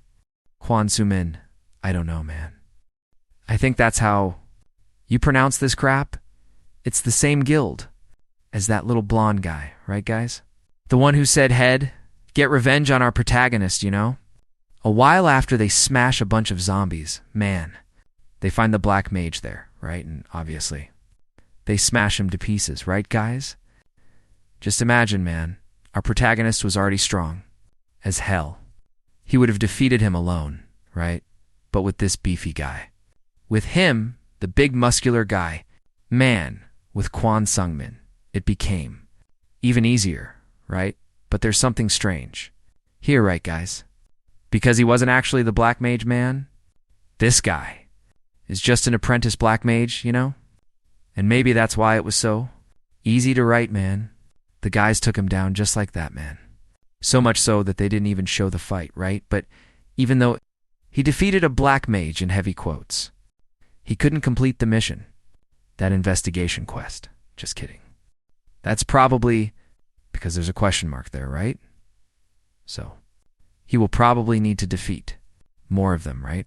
I don't know. We'll only find out later on, because what matters now is how our protagonist is going to get rid of Kwon Sungmin, right, man? And things got a bit awkward between them. They're right, because Kwon Sungmin just wants to invite the protagonist to his guild, and our protagonist just wants to leave, right? Maybe Hei's a top ranker, based on his skills, right, guys? So it would be good to maintain a good relationship with him, right? Oh, crap. He seems to be very cautious. He'll probably raise his guard if I ask him to join my guild, and it would be a bit weird. If Hei's already in one, it would be best if I leave a good impression, right? So I'm a bit late to go hunting with my friends. So, in leaving, okay? All right, cool. Bro, go ahead, friends are important, man, so that's it. Man, catch you later. Thanks. I feel like a guy who can't confess his love. What is this? Kwon Sungmin, you're acting a bit sus. Today, huh? Then Kwon Sungmin calls. That blonde guy there, right, guys? Whom I'll just call the blonde guy, Kwon Sungmin tells him to stop tailing our protagonist, right? Obviously. The blonde guy gets curious, right? Because the reason is simple. Hei's already my little bro. Next time I run into him, I'll tell him to join our family. I think that's highly unlikely, right, guys? But whatever, right, man, on the streaming platform, Arena All Road. I think that's how you pronounce it, right, man? I think it's wrong, but I don't even care and inside it. There is a paid playback option, and the price is set by the uploader, so people can pay. and experience the videos in their VR cubes. And it's a high-tech option, right? Which allows the player to experience the game from all possible angles. And since our protagonist recorded the video, crushing the Black Skull Guild everyone, he got 1,800,000 views, man. Look at that. And with the cube, he made 10,000 sun. Man, views are 50 cents. Each, if you multiply by 10,000, it's $5,000.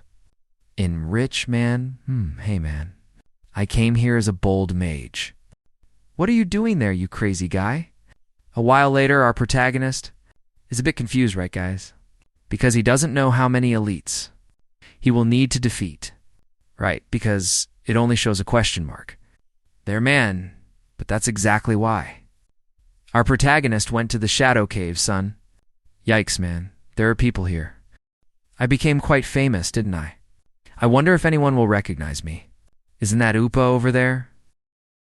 Hey, just as I thought, man. A fan recognized me, but when our protagonist turns around, no. It wasn't exactly what he was thinking, right, guys? These two are Yuri and her brother. And from the surname, you already know who they are, right, guys? These two are Guan Yunshin's siblings. The guy who helped Kong Hoon-woo at the beginning to get back into the game, you know?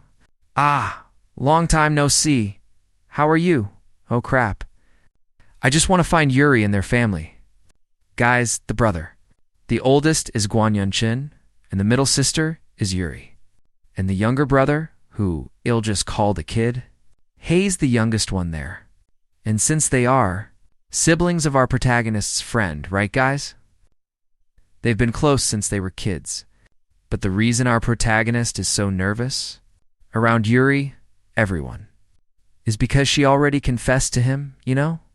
I heard you're living with my brother now. Right? Yes, that's good. He'll come visit you. Ah. What the hell? What do I do now? I barely escaped her last time. And obviously she's teasing our protagonist, right? She says she only sees him as a friend, right? Aha, then the little brother asks Kong Hoon-woo, if Hei's hunting alone, yes. Great, how about you join our party? To see us carry you, son, and it's obvious, right, guys, that they don't know our protagonist is Alan Boyce, right? Or his history in the game. And obviously Kong Hoon-woo accepts, right, guys? Let's go, son, inside the cave. They were fighting skeletons. And Kang Hoon-woo is impressed with them, right? Because they play very well, son. The brother's arrows are accurate. And he can fire rapidly, moreover. He is using only one arrow for each skeleton, son. Meanwhile, Yuri, she can control the timing very well, so they don't run out of buffs. Right? Interesting. I think I can take them on my next quest. Pay attention, damn it. Do you think I pull buffs out of my ass? A while after crushing those boneheads, there Kong Hoon-woo was explaining to them what a remote dungeon is. I don't know what it is either, he explains. That he received a quest to defeat dark mages. And a dungeon is going to appear inside this shadow cave, where they are, you know, and obviously our protagonist is keeping it a secret, right, guys? About this quest from the main story, so Kong Hoon-woo asks how long they will stay in the game. The little brother says they will stay for around 8 hours. So they have enough time. Right, damn, 8 hours. There's no way they won't find it. Right, let's go, son. So they start massacring the boneheads. There an hour passes by, son. Then they continue destroying the boneheads. Back and forth, just with that. 6 hours pass by. Man, and just from this messing around, hey guys, 7 hours have already passed. Man, and they still haven't found the thing. They're right, dude. That leaves Josinho a bit intrigued. Right, wondering if this actually exists, looking at Joe Ezenho's face. You can tell Hei's almost dying because, damn, these guys have been playing for 7 hours. Playing a little game, dude, but these 7 hours are nothing to Claytinho, because damn, the guy is an addict, you know. Hei's constantly in the game. The crazy guy. Doesn't even eat if you let him, dude. But unlike Josinho, the boy, seems to be doing fine, right, dude? Josinho is sitting there on the ground, saying it's not going to work, but as soon as he touches the wall, a little passage opens up. This little passage, guys, guess what? It leads straight to the dungeon he was looking for. Dude, man. What are the chances of the guy touching the exact wall where the dungeon was? Dude, man, impossible. Damn, dude. Pure luck. While they were going down the stairs, there was a dark mage. There, dude, doing some magic stuff with the potions. The name of this bro, there is Adele. All Hayes missing is singing now too. Right, dude? Skyfall. Skyfall. If my research is recognized, I can advance to Dark Mage. I forgot to mention, guys. This crazy guy isn't a Dark Mage yet. Hayes an apprentice to a Dark Mage, and as soon as that happens, I will expand my undead army and take revenge on those who despised me. This is the first plan of Master Adele. Aren't you the one who made all those bear heads? Right, you bastard, thanks to these plans? You sucker, it just leaves him a bit curious. Right, like how did they get in there, dude? But you'll only find out later, man. Since our crew is so tired, right, guys? We're going to have to finish this quickly. But obviously, our Dark Mage bro wasn't going to just stand there. Right, guys, so he summons a giant monster. They're named Peppy.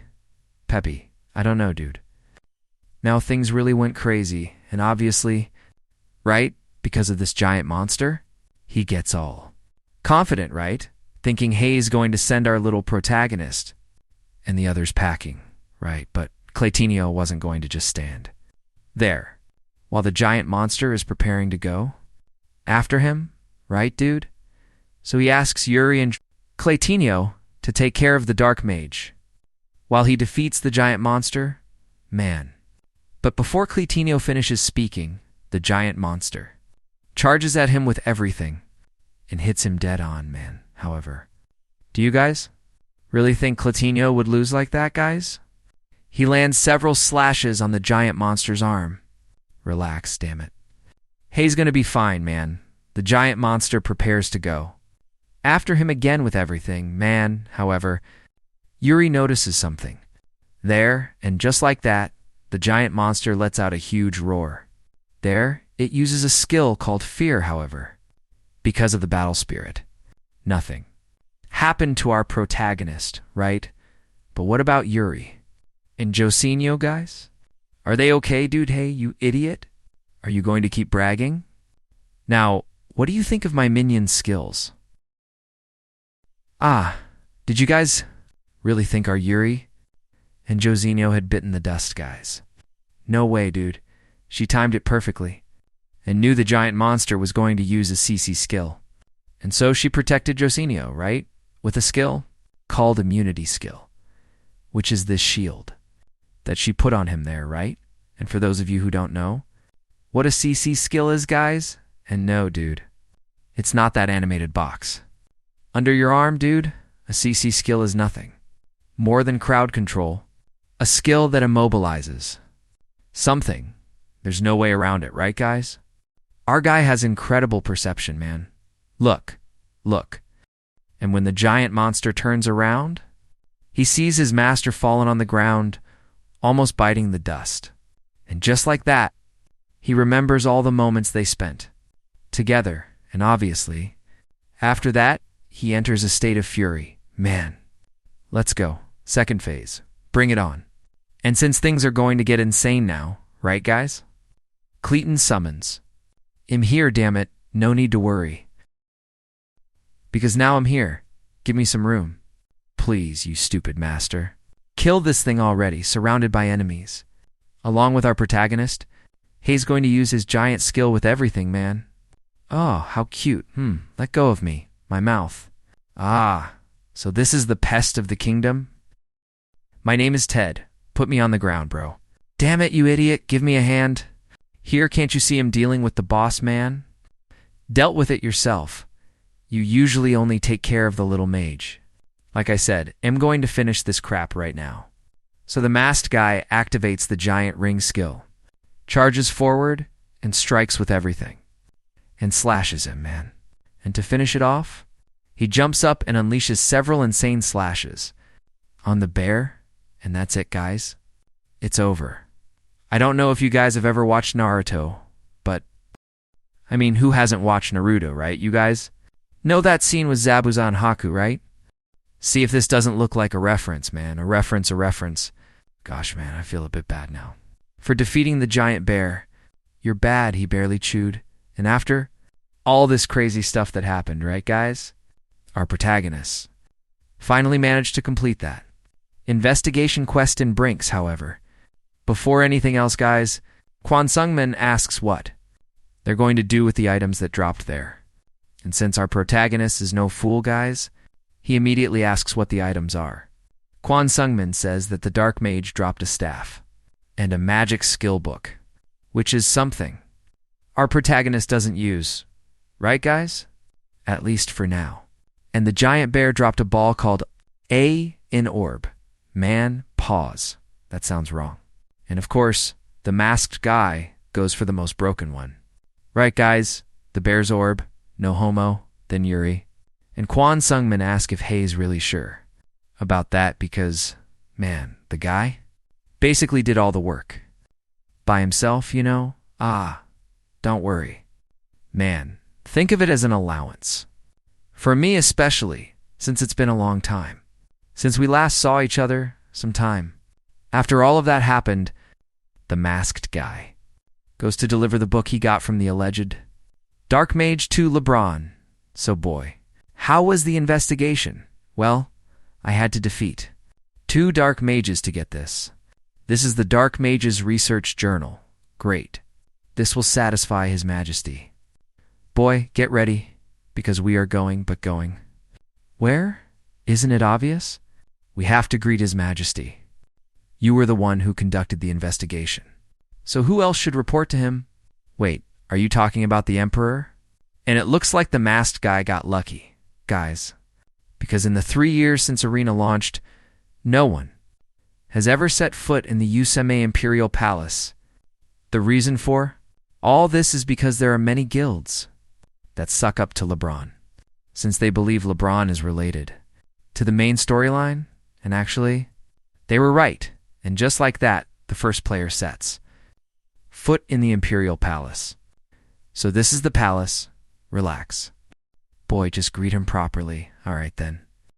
Well, this could be a great thing for our protagonist, guys, because that is basically the center of the main storyline, right? So he might get some broken items. There, the Emperor must be a great source of items then. The Emperor bids them enter. So, you've come, LeBron. So this is the Emperor, man. Hei's younger than I thought.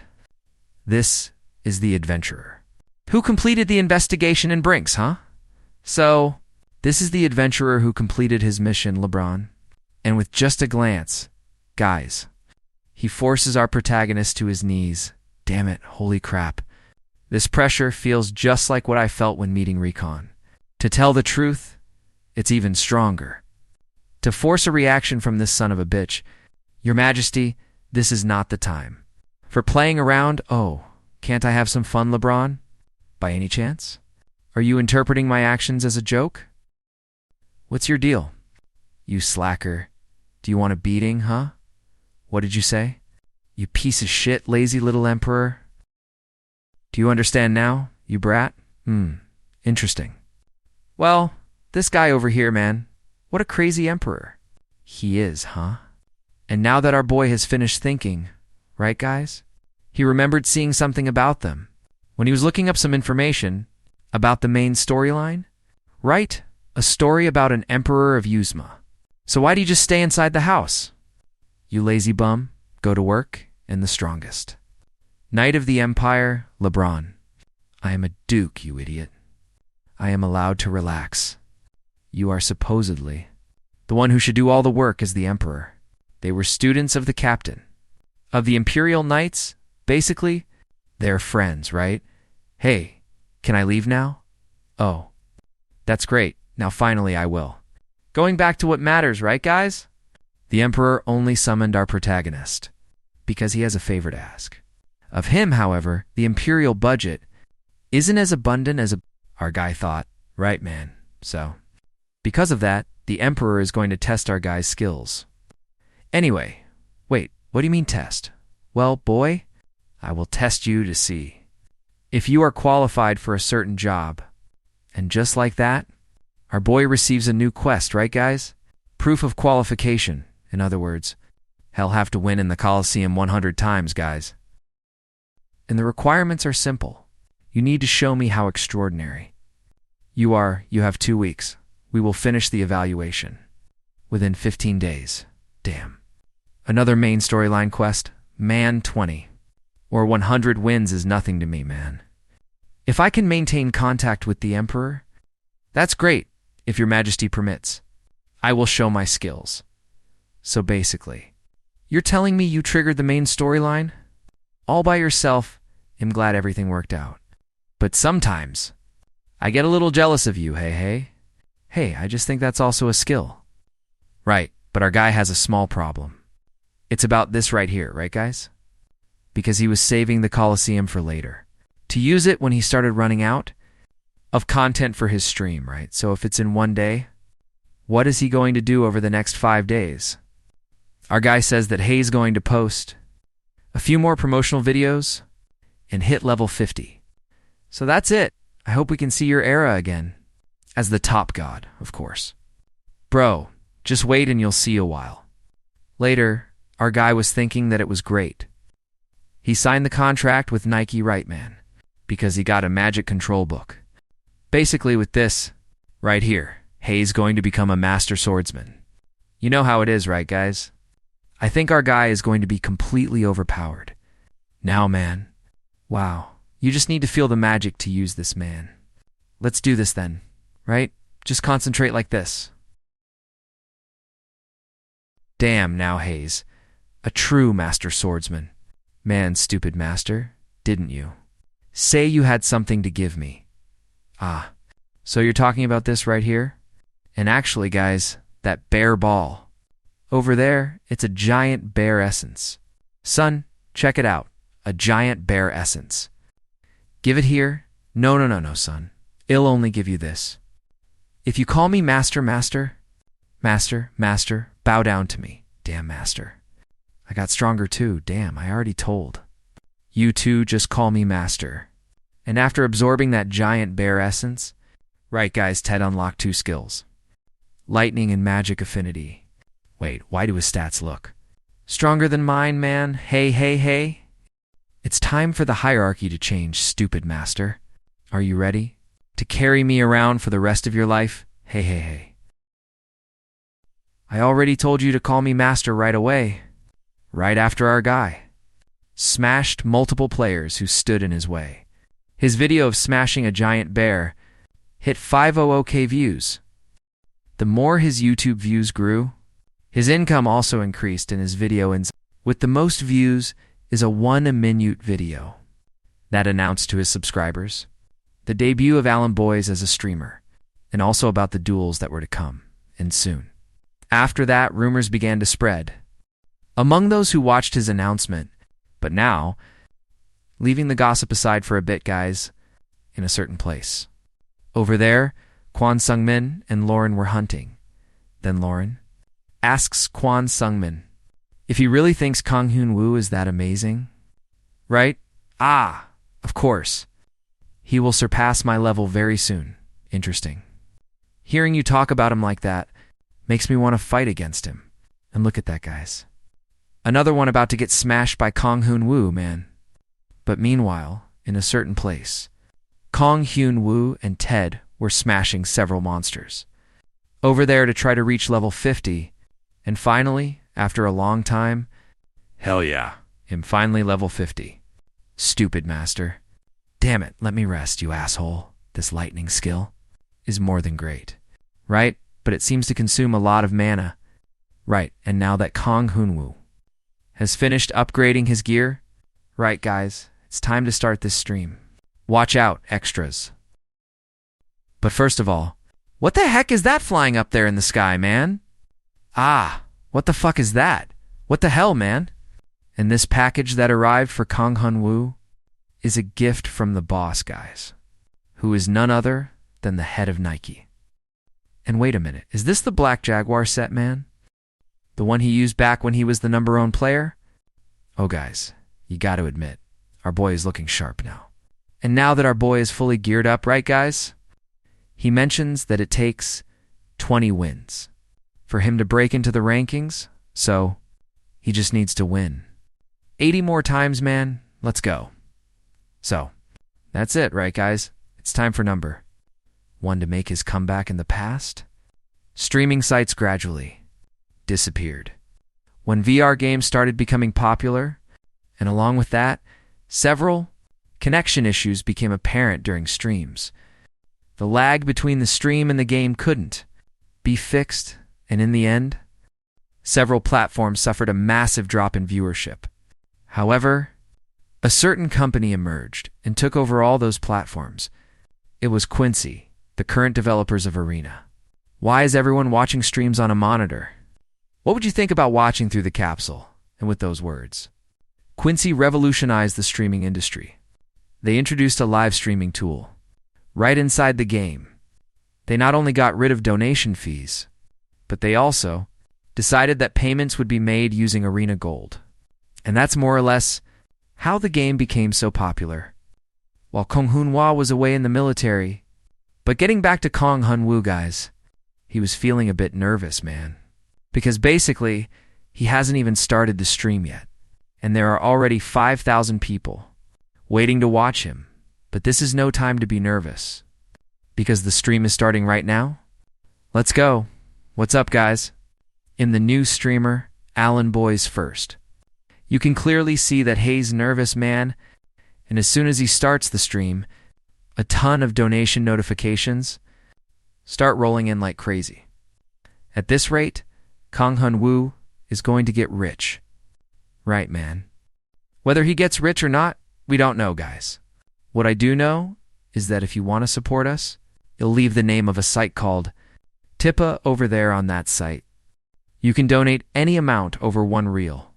But if you can't help us, that way, guys, just hit that like button and subscribe. All right, getting back to Kang Hun-woo, guys. He was remembering what Kwon Yunchin had said. Right, that it would be a bit strange. At first with all the donation notifications popping up, but over time, you get used to it as promised. I will challenge Alan Boys 100 times on my first stream, so a guy commented there, guys, saying that with Alan Boy's level, it'll be too easy, little. Does he know that Alan Boy's level is hidden from them? 50 right, man, and to prove this, our protagonist shows his status window. Right. And now that you guys have seen my status window, let's smash everyone and head straight to the Coliseum in the game arena. Playing in the Coliseum is nothing more and nothing less than the famous 1v1. Right, guys? And as you already know, the loser loses points and the winner gains points. Right? Basically a ranked match for unranked players, the matchmaking for the match. There is done based on an internal indicator, so basically, if a player starts with consecutive wins, he already starts at a better rank. Right? But putting the small talk aside for a bit now, man, the match begins. Right there, the guy charges at our protagonist with everything, man. And obviously our protagonist blocks it, right? And for him, winning this will be easy, right? Because normally, people enter the Coliseum at level 30 or level 40, right? So because of that, there's no way our guy loses, man, he. But meanwhile, at a certain gaming company, a woman comes in screaming into the guy's room there. The coach? What's wrong, woman? She asks the chubby guy. There, if he found out that Alan Boys is Kang Hun-woo, who is our protagonist, right? Wait, isn't he the legendary god who rejected our offer? Holy crap, guys. He knows that our protagonist was the legendary god, man. How crazy? Yes, the legendary god. Hayes streaming in the Coliseum. At this exact moment, yes, but isn't he the best god? What woman now Hayes, the masked protagonist. And obviously, they are dying to try and recruit our protagonist. Again, right? I think that's highly unlikely, guys. It's easier for our protagonist to accept them than to join them, right, man? Then that woman there, whose name I don't know, right? She says that Rambach is not enough. For their team, you guys have no idea, guys. Rambach is that guy.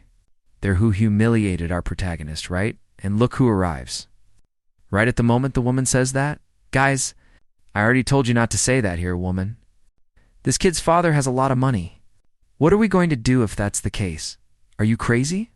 But if Alan Boyce becomes a professional, Rambach won't be enough for him. And since Rambach arrived right at that moment, just when they were talking about that, right, guys? Obviously, he got pissed off at our protagonist, man. But now returning to our protagonist, right, guys? He has already achieved 50 consecutive wins, man. Surprising the people who were watching the stream.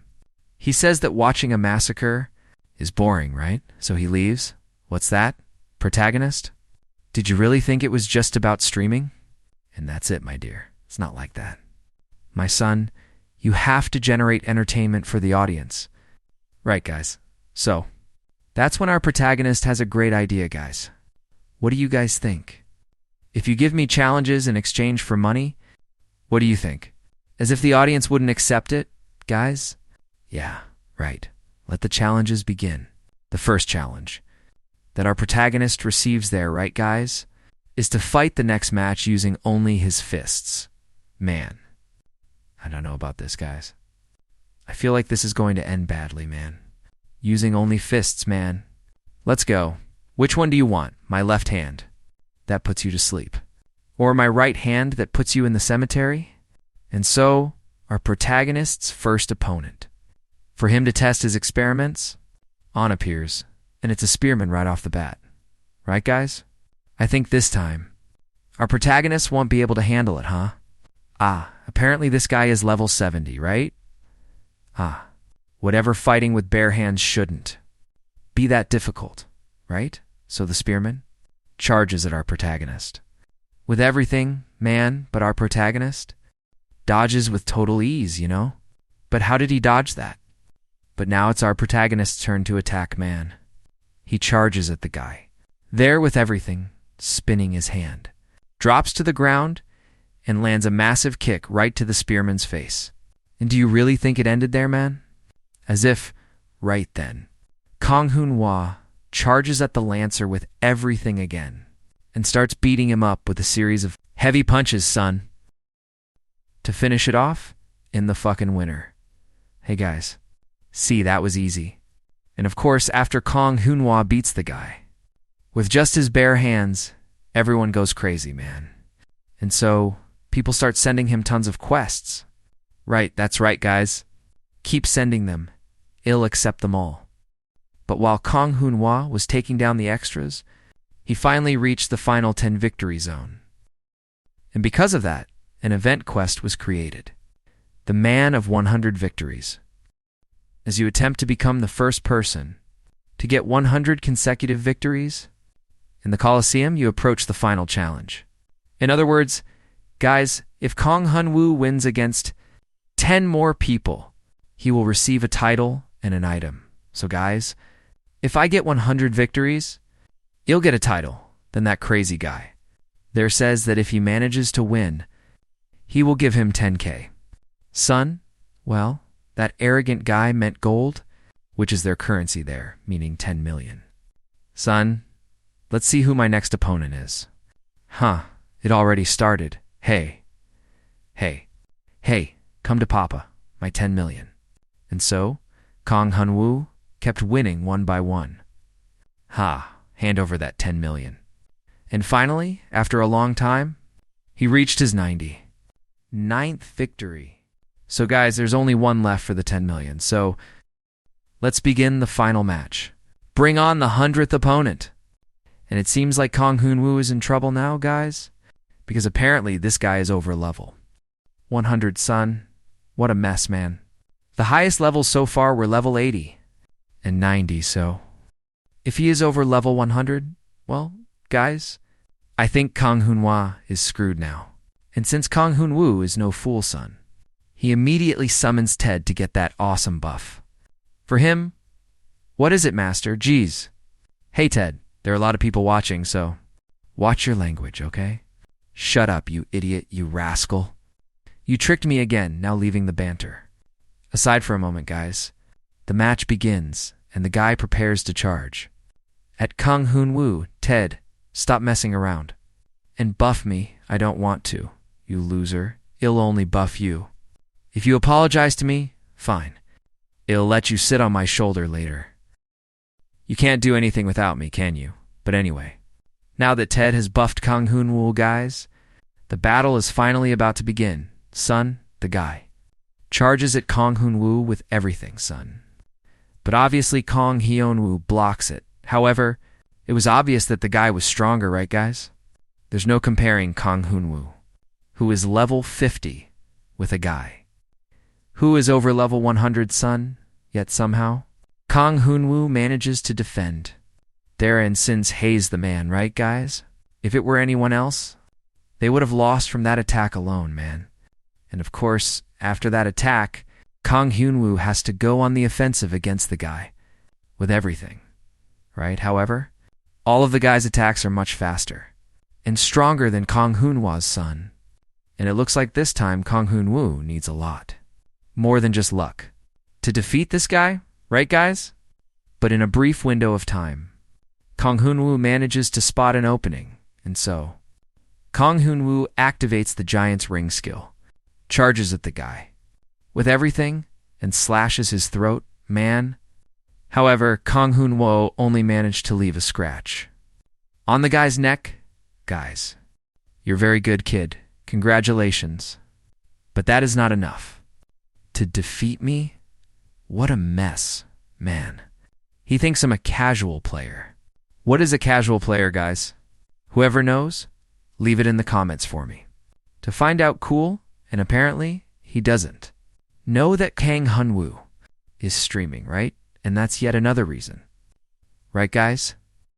For Kong Hoon Woo to want to finish off this guy quickly so he can finally get some rest, man. Because the guy has been in the game for hours, man. However, it's not going to be that easy. Like that. For our guy to defeat this crazy dude, right, guys?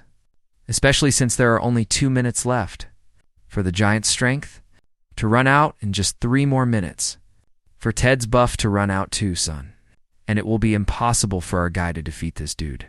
If these effects wear off, right, but in this short time, the guy gets completely pissed off at our guy.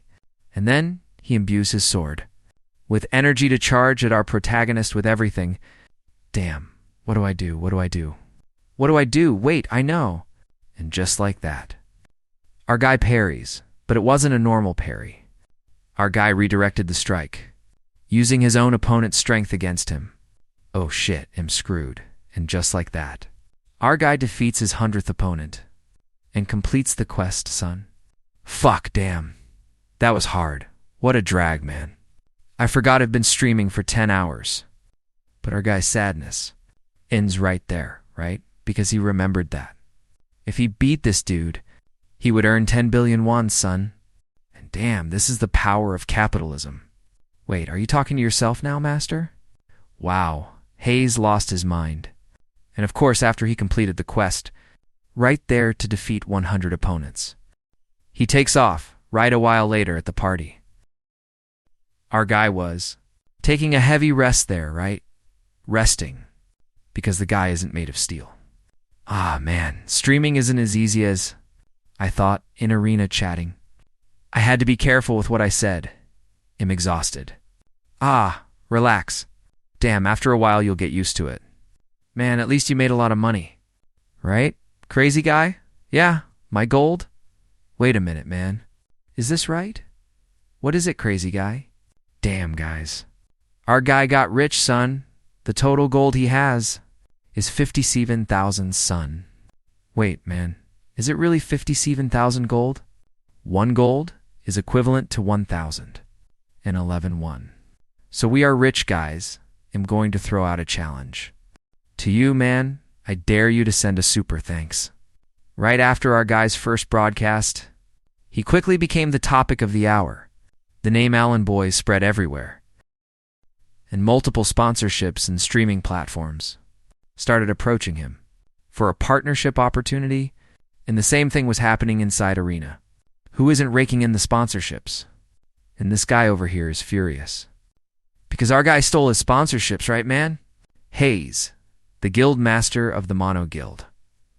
Wow, the guild's name is Mono anyway, right? This dude is the guild master? Hugo Milo, famously known as Milo, right? So the guild master. Right there, Milo. Wow, man, what a terrible name. The guild master asks, what's the level of our target? Right? And the guy tells him, right there, that our guy is level 50. Right. That's because of what he saw in his stream yesterday, right? So probably at this moment. He must be at level 53. The miserable guy is level 50. Bring him to our guild or destroy him. Nice. But meanwhile, some other people right there were watching that video. The one our guy recorded. Right, going to meet the emperor there. So one of the women. The Rand, I assume she's a mage, right? She says that the new global guild, the Behemoth Guild, I think that's how you pronounce it, right? You're dealing with the main quest. Until now, however, the individual whom you already know who it is, right, guys? Our guy, right? He met with LeBron before them. So the mage girl asks what they should do, right? Isn't it obvious we need to find this person? This beautiful lady right here, right, guys, is the master of the Phoenix Guild, a.k.a. Karen, whom I will call Clara, right? But meanwhile, in a certain place, right there, our guy was smiling like a fool, right? Because as you already know, right after he won those 100 battles, over there, he won a title and an item, right? And that item, man, it's another giant ring, son. And now our guy is going to completely kick everyone's ass. Seriously, right, guys? With just one ring, he was already kicking everyone's ass, right? Wait, dude, that sounded a bit weird, right? After he put on this other giant ring, right, guys? His stats increased like crazy. Man, hey. Hey, I knew it. And you want to follow me, dude? But that's good. Why are you walking like that, you idiot? And of course, that made Ted a bit curious, right? So he asks why Hayes buying food for him. By any chance? Do you like watching me eat? Yeah, man. Of course I do. And of course, our little protagonist is only doing this because the audience liked Ted. All right, guys. But the real reason Kong Hunwoo is so happy, right, guys? All? Giddy is because he hasn't picked up his reward from the Emperor yet, Ted. After you're done there, let's head to the Imperial Palace. You've already come? Since I remember that you must be quite skilled. Thanks, damn guys. The Emperor's strong, all right? Even with Kong Hunwoo and his buffs, he can't. Stand straight in front of the Emperor, man. And just like that, Kong Hunwoo completes. Wait, did he turn into Sebelinha? Damn. And since Kong Hunwoo completed that quest, over there from the rankings, right, he received an item there. Not only did he get the item, but he also got a quest for the Arte dessert. You have received a gift from the Emperor. Take it with you too. The dessert, and find Aldrich. I have also heard that rebel forces are growing in number over there. They are wretched. Find out everything you can about them. I will find out as fast as I can sometime later in the Arte Desert, the place where the first quests of the main scenario of Arena appeared, and also the same quest that Kong Hunwoo used to do, back when he was the top god. Right, meanwhile in a certain place. In the desert, Kong Hunwoo and Ted were striking the scorpions. Hard over there, however. Kong Hunwoo has a small problem, guys. He doesn't know the way to this place called Lipa Lip whatever, dude. Where is this guy, you dummy? I don't know, probably. Lipa Castle must be somewhere. Around there, are you stupid or just acting? Relax. Ted, we don't need to find him, because he has already found us. Sometime later, in the city that I think is Lipa City, right? Kong Hunwoo hands over the item to that guy there, right? So look, he recognizes the symbol there, right? which belongs to the Emperor, right? And since Kong Hun-woo found him, right? It's time for the reward, man. And luckily for Kong Hun-woo, guys, he receives another skill book. Crescent Moon slash... Damn, this here is a skill that can attack, both from up close and from afar. And since Kong Hun-woo doesn't have enough attack skills, right, guys? This is great for him, man. I think I got ahead of myself, so Kong Hun-woo asks Aldrich if he knows anything about the rebel forces, and of course, that made Aldrich a bit curious, right? Asking Kong Hun-woo, how do you know about them? I traveled all the way here to deliver this item to you, but I was also ordered to find information about the rebels. If that's the case, the Emperor must trust you, so I will show you this, boy. This is the map I created while investigating Arte. So you're telling me that in one of these 3 places, here, it's possible for me to find the rebels. Exactly. Boy, I believe they have an informant here, especially since they wouldn't be able to divert so many supplies otherwise. That's what I had to tell you, boy. Good luck with your investigation. Leave it to me, I've got this. And the 3 places that were marked on Aldrich's map are Lipa Castle, the Tumba Tribe, and Brink Lake. Brink, I don't know, and the most obvious place there, right, is the Tumba Tribe. That over there is a level 90 hunting area, mainly composed of scorpions and goblins, right? The basics, right? And since Kong Hun-woo already knows the ropes from the time he was the top god, right, guys? He knows some. A secret near the Yuzma tribe that only he knows about, man. And this will be the key to our masked guy's quest. But what about it, stupid master? Why isn't it here, poor thing? You trust me, right? Yes, I do. But what the hell is this, stupid master? And if our protagonist manages to complete this quest all by himself, once again, guys, he will get ahead of everyone else. In the main storyline, man, over the last 2 years, countless players have crossed the Arte Desert. But no one has ever found the dungeon that the ultimate god found. And the reason is simple, right, guys? It's because simply, the dungeon is inside a giant cactus. Right, man, so let's go, Ted. Wait, you psycho, are you going crazy, or what? How can there be something inside a cactus? Wait, what do you mean there's a dungeon inside? You must be lying, you idiot. How can there be a dungeon inside a cactus? Come to think of it, I should have done it this way. Ah, you crazy stupid master? As incredible as it seems, guys, Ted passes right through the cactus. Man, haha, bingo. And as soon as our masked guy enters, guys, there's a dessert inside a desert. Damn, man, that's wild, but you're still an idiot. You threw me into a cactus, my bad, Ted. Don't cry, don't talk to me, you idiot.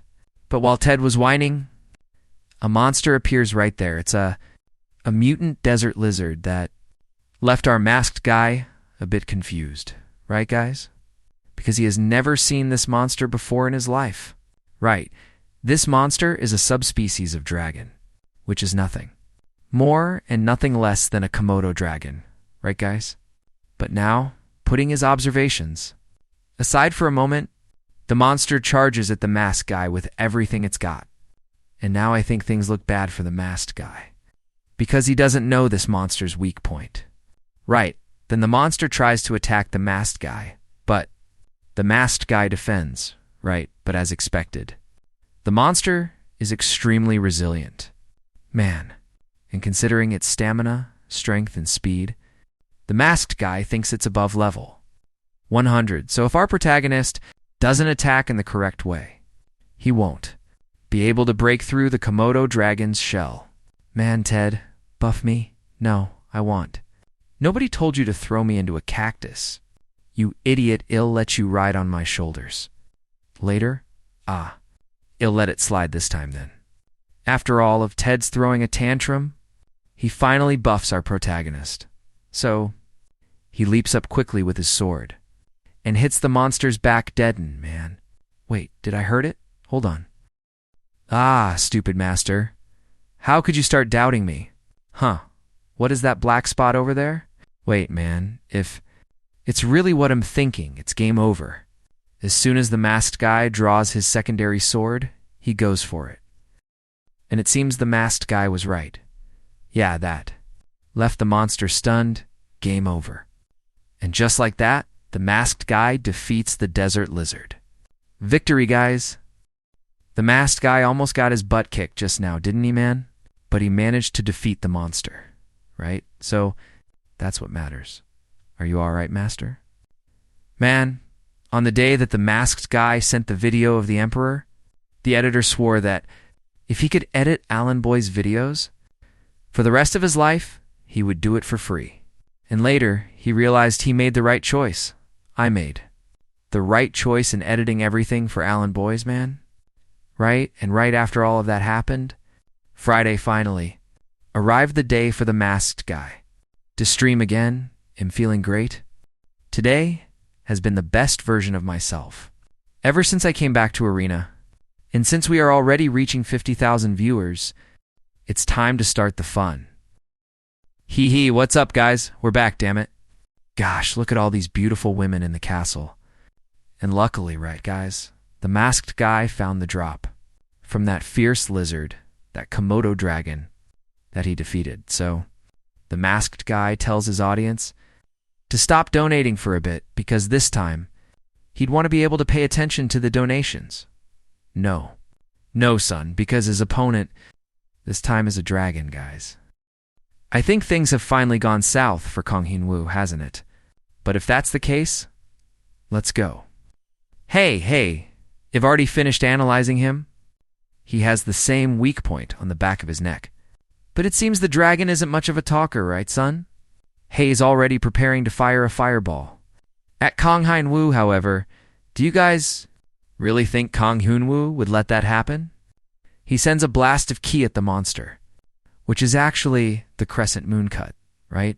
So Kang Hyun-woo builds up momentum, and he charges at the dragon with everything, son. Let's get this started, son. And our own strength fighting against a boss, like that alone, because boss raids are usually done in groups. Right, normally there's a tank, a DPS, and a healer, plus a guy who buffs the team, right? And the chance of failure. And wasted time decreases significantly. And that is normally how these raids are done. So when a person tries a raid alone, they will certainly end up failing, right? But that was only until today, because our protagonist is going against a dragon all by himself. Son, Kang Hyun-woo tries to attack the dragon in every possible way, but nothing is happening to the dragon. The dragon tries to strike at our protagonist, but he dodges and slashes. Dragons, son, and of course, after that attack by our protagonist, the dragon gets absolutely pissed off. Son, just like that, the dragon fills its chest completely and fires a fireball at our protagonist. But our protagonist isn't worried at all, guys. He uses the crescent moon skill and cuts the fire right in half, son. And this battle leaves our protagonist a bit excited, right? Because as soon as the raid began, our protagonist's concentration was at its absolute peak when he encountered a monster that he had never seen before. He felt the same excitement as when he was the top player, commanding the front line. In the main scenario, damn it, I couldn't cut through the dragon's fireball. I have to build up as much power as I can. But how nice, you idiot. I already told you to stop that.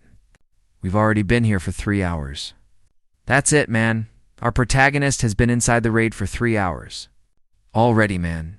But he says the dragon is on its last legs. Right, guys? And it seems Hei's actually right, but what our protagonist least expected happened, guys. The dragon flies up. And our protagonist thinks it's running away, right? But in my opinion, it looks like it's preparing its final attack. And that is exactly what happens. The dragon charges past our protagonist with everything. At incredible speed, son, however, by a hair. Our protagonist manages to dodge right, but it was obvious.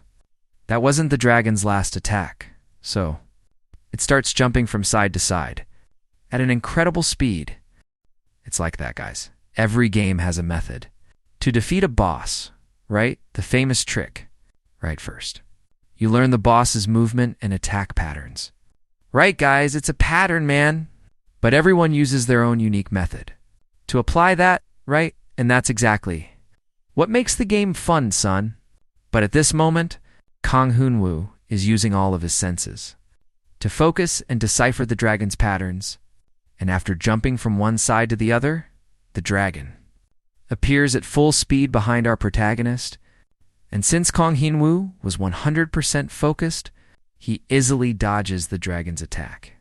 Then Kang Hoon-woo tells Ted to use his lightning attack on the dragon's back. And of course, right guys, after the dragon takes that hit, it was hit with a stun effect. And without a second thought, Kang Hoon-woo leaps up and starts spinning toward the dragon like a Luffy Beyblade. Using all that savage strength, he cuts off the dragon's neck and defeats its son. Holy shit. I finally caught you. You're so stupid, you idiot. I fell because you went too far away. After our protagonist defeated the dragon, of course, his fatigue reached 100%, right? And a while later, our protagonist was leaving. Almost dying there, man. Looking like he was a zombie. But it seems it was worth it, right, guys? Because he received a bracelet called the Essence of the Desert Dragon. I finally found you, Alan boys. That's just what I needed right now, man. I'm exhausted. I want to rest, damn it. And who are you guys? And these crazy guys are from that guild. That crazy guys mono guild, out of so many names for the guys to give a guild, the guys choose the name Mono Guild. Anyway, right? And these guys from the Mono Guild only went all the way there because they had a proposal for our guy, right? And like all guilds, they want to recruit our protagonist into their guild. What? The Mono Guild? You're kidding me, right? And obviously, that makes the blonde guy furious with our guy, right? Asking how he doesn't know the Mono Guild. This and that and blah, blah, blah, blah. If you're not a fan, then bye, son. I have better things to do. And of course, they weren't going to let our guy leave. Just like that if he didn't join their guild. Right, guys? If he doesn't want to join their guild, then Hei's going to have to be eliminated. But while our protagonist was down there caught in a bind, there was someone watching him from the top of the mountain. And of course, our guy notices right then. This dude comes down there, and he introduces himself as, and it's Junwoo Hayes, a sitter from Nike. And that title right there, guys, sitter. Sitter, I don't know, translated. It means babysitter, man. In other words, Hayes there to help our protagonist, right? So he says right there that he will let them leave, but on one condition. They must never approach his client again. And obviously they aren't going to leave, right, guys? As you already know, they are completely stupid, right, man? Anyway, right? So the blonde guy orders everyone to charge at them. Ah, if you're going to challenge me, you should have accepted my offer. Just remembering that I warned you guys. Then Junwoo goes at the fat guy over there, furious. Ha! One is already down. While the blonde guy was distracted by the fat guy's death, Junwoo rushes at him with incredible speed. Their son, that sharp slash to his leg, is that all you guys have got today? I'm going to say that he went to say that the Mono Guild is quite big and famous. So a quick slash, and just like that, he was eliminating them one by one, you guys. Are super hyped up, right, guys? Saying that his level in the game must be higher than his, right? But if they were at the same level, he wouldn't lose to him in the game. After crushing those crazy guys, right there, he apologizes. Still, son, is there a way? No, son, the guy is cool as hell. So, our guy says that his skills are incredible. Junwoo says he feels honored, right, because he heard that praise from the top ranker, right? And of course, our guy gets curious about his level, right? So he asks him what level Hei's at. Junwoo says that for now, Hei's around level 170, right? Now that explains why he completely crushed all those crazy guys over there, man, and obviously that makes our protagonist even more curious there, right, guys? Because if Hayes at level 170, then Hayes like a hacker, right? But our guy didn't know that rankers did this kind of work, right? But Junwoo says, right there, that levels don't put food on the table. And also, if I don't make enough money to buy the baby's milk, you'll get kicked out of the house. What is this, man? The guy is stylish, crushes extras. And on top of that, he didn't run out on his family. He doesn't smoke. Man, cigarettes are bad, truly worthy of a Sigma. You are a Sigma boy. And after a few days, since that run-in with the Mono Guild, our guy was looking a bit startled. Right, because he couldn't find the quest NPC in the tribe. Over there, right? Don't worry, I'm going to die of heat. Why did you call me out here? I just didn't want to be alone. Yeah, it's just that I didn't want to be alone. Yeah, go fuck yourself, you son of a bitch. I was wondering why you summoned me. You made me suffer for no reason, you idiot. But while our protagonists and Ted were arguing over there, we noticed some footprints and what seems to be a wagon trail. Right, but in a certain place.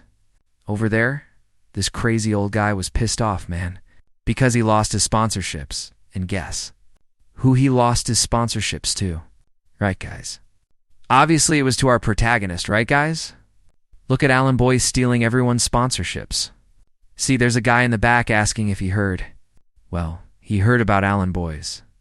Then he says that one of the companies that used to sponsor him terminated his contract because Alan Boyce fits their company image better. Look at that, man. Our protagonist stealing contracts from everyone. So, guys, then, he mentions there that they must think Alan Boyce is better than the streamers from China. So, he asks that Neymar-looking kid over there if he wants help with the English language. He says yes, he would be grateful. If one of the biggest guilds... Wait, he doesn't know how to defend himself? Damn it. I mean, defend against what Alan Boyce didn't do anything, man? Then the guy with the mohawk asks if he should send his people too, but the guy says no because he can handle it. All by himself? And this arrogant guy, guys, is the executive of the biggest agency in Arena called Gorin, I don't know. And this arrogant guy's name is Lou Shine. Like I know any guy's name, man. But anyway, getting back to Alan Boyce. It seems he found the rebels' hideouts once Alan Boyce is inside, right? Guys, he gets impressed by the things that there, but it also leaves him a bit confused. Because it didn't show that he completed the quest. While Alan Boyce was investigating everything, he was discovered by one of the rebels. But when the rebel looks down and sees Ted, he thinks our protagonist. Is that Mage, Perry and Adele? The guy with the big bear? Right? And obviously, Alan Boyce goes along with it. Right, guys? Yeah. I am the disciple of Pirion Adele. Then the rebel says he will take our protagonist too. Pirion, right? Man, how stupid are you, you idiot? Why did you do this to me? Meanwhile, in the tower, where the dark fire mage Pirion is located. I think it's Parion, right? But I'm going to keep calling him Pirion Screw. He was talking to someone through the orb, and the Lord of Lipa Castle decided to join them. In 3 days, they would proceed with the attack on Lipa Castle. At his signal, then, this mysterious guy asks how the preparations are going. Don't worry. I've already gathered hundreds of undead chimeras. But while they were talking, there was someone in the background, watching and listening to everything they were saying. Who could that be, guys? But you know how it is. This guy is truly a dark mage. And being a dark mage, obviously he notices Alan Boyce's presence. Behind him, man. Who's there? But as soon as he looks, there was no one else there. Not even Alan Boyce. He managed to escape. Man, however, he only escaped for one reason. Man. He completed the quest. It's right there. But while Alan Boyce was running, he bumps right into someone over there. And obviously that drew the guard's attention, right? But as soon as the dwarf sees the sword that our protagonist has in his scabbard, he helps our protagonist, saying that he is his disciple. And after the guards heard that, they took off, right? Wait, what do you mean? An NPC helped me. Hey boy, where did you get that sword? Sometime later, at the dwarf's house. He says that yes, he made that sword. And to think he would find this sword with someone again, right? Hey dwarf, are you guys forced to make weapons for the rebels? And by the looks of it, guys, they were kidnapped and are being forced to build weapons for the rebels. Then Alan Boys had to tell the dwarf that he is an adventurer and is on the opposite side of those who captured them, right? And if they wish, the vest can help them escape. So the dwarf thinks it over right there and says that escaping doesn't sound too bad, right? But the big-headed guy over there asks if they would really just let them go after they finish, right? And obviously, they lied to him, right, guys? Do you really think they are going to let them leave? Just like that, man.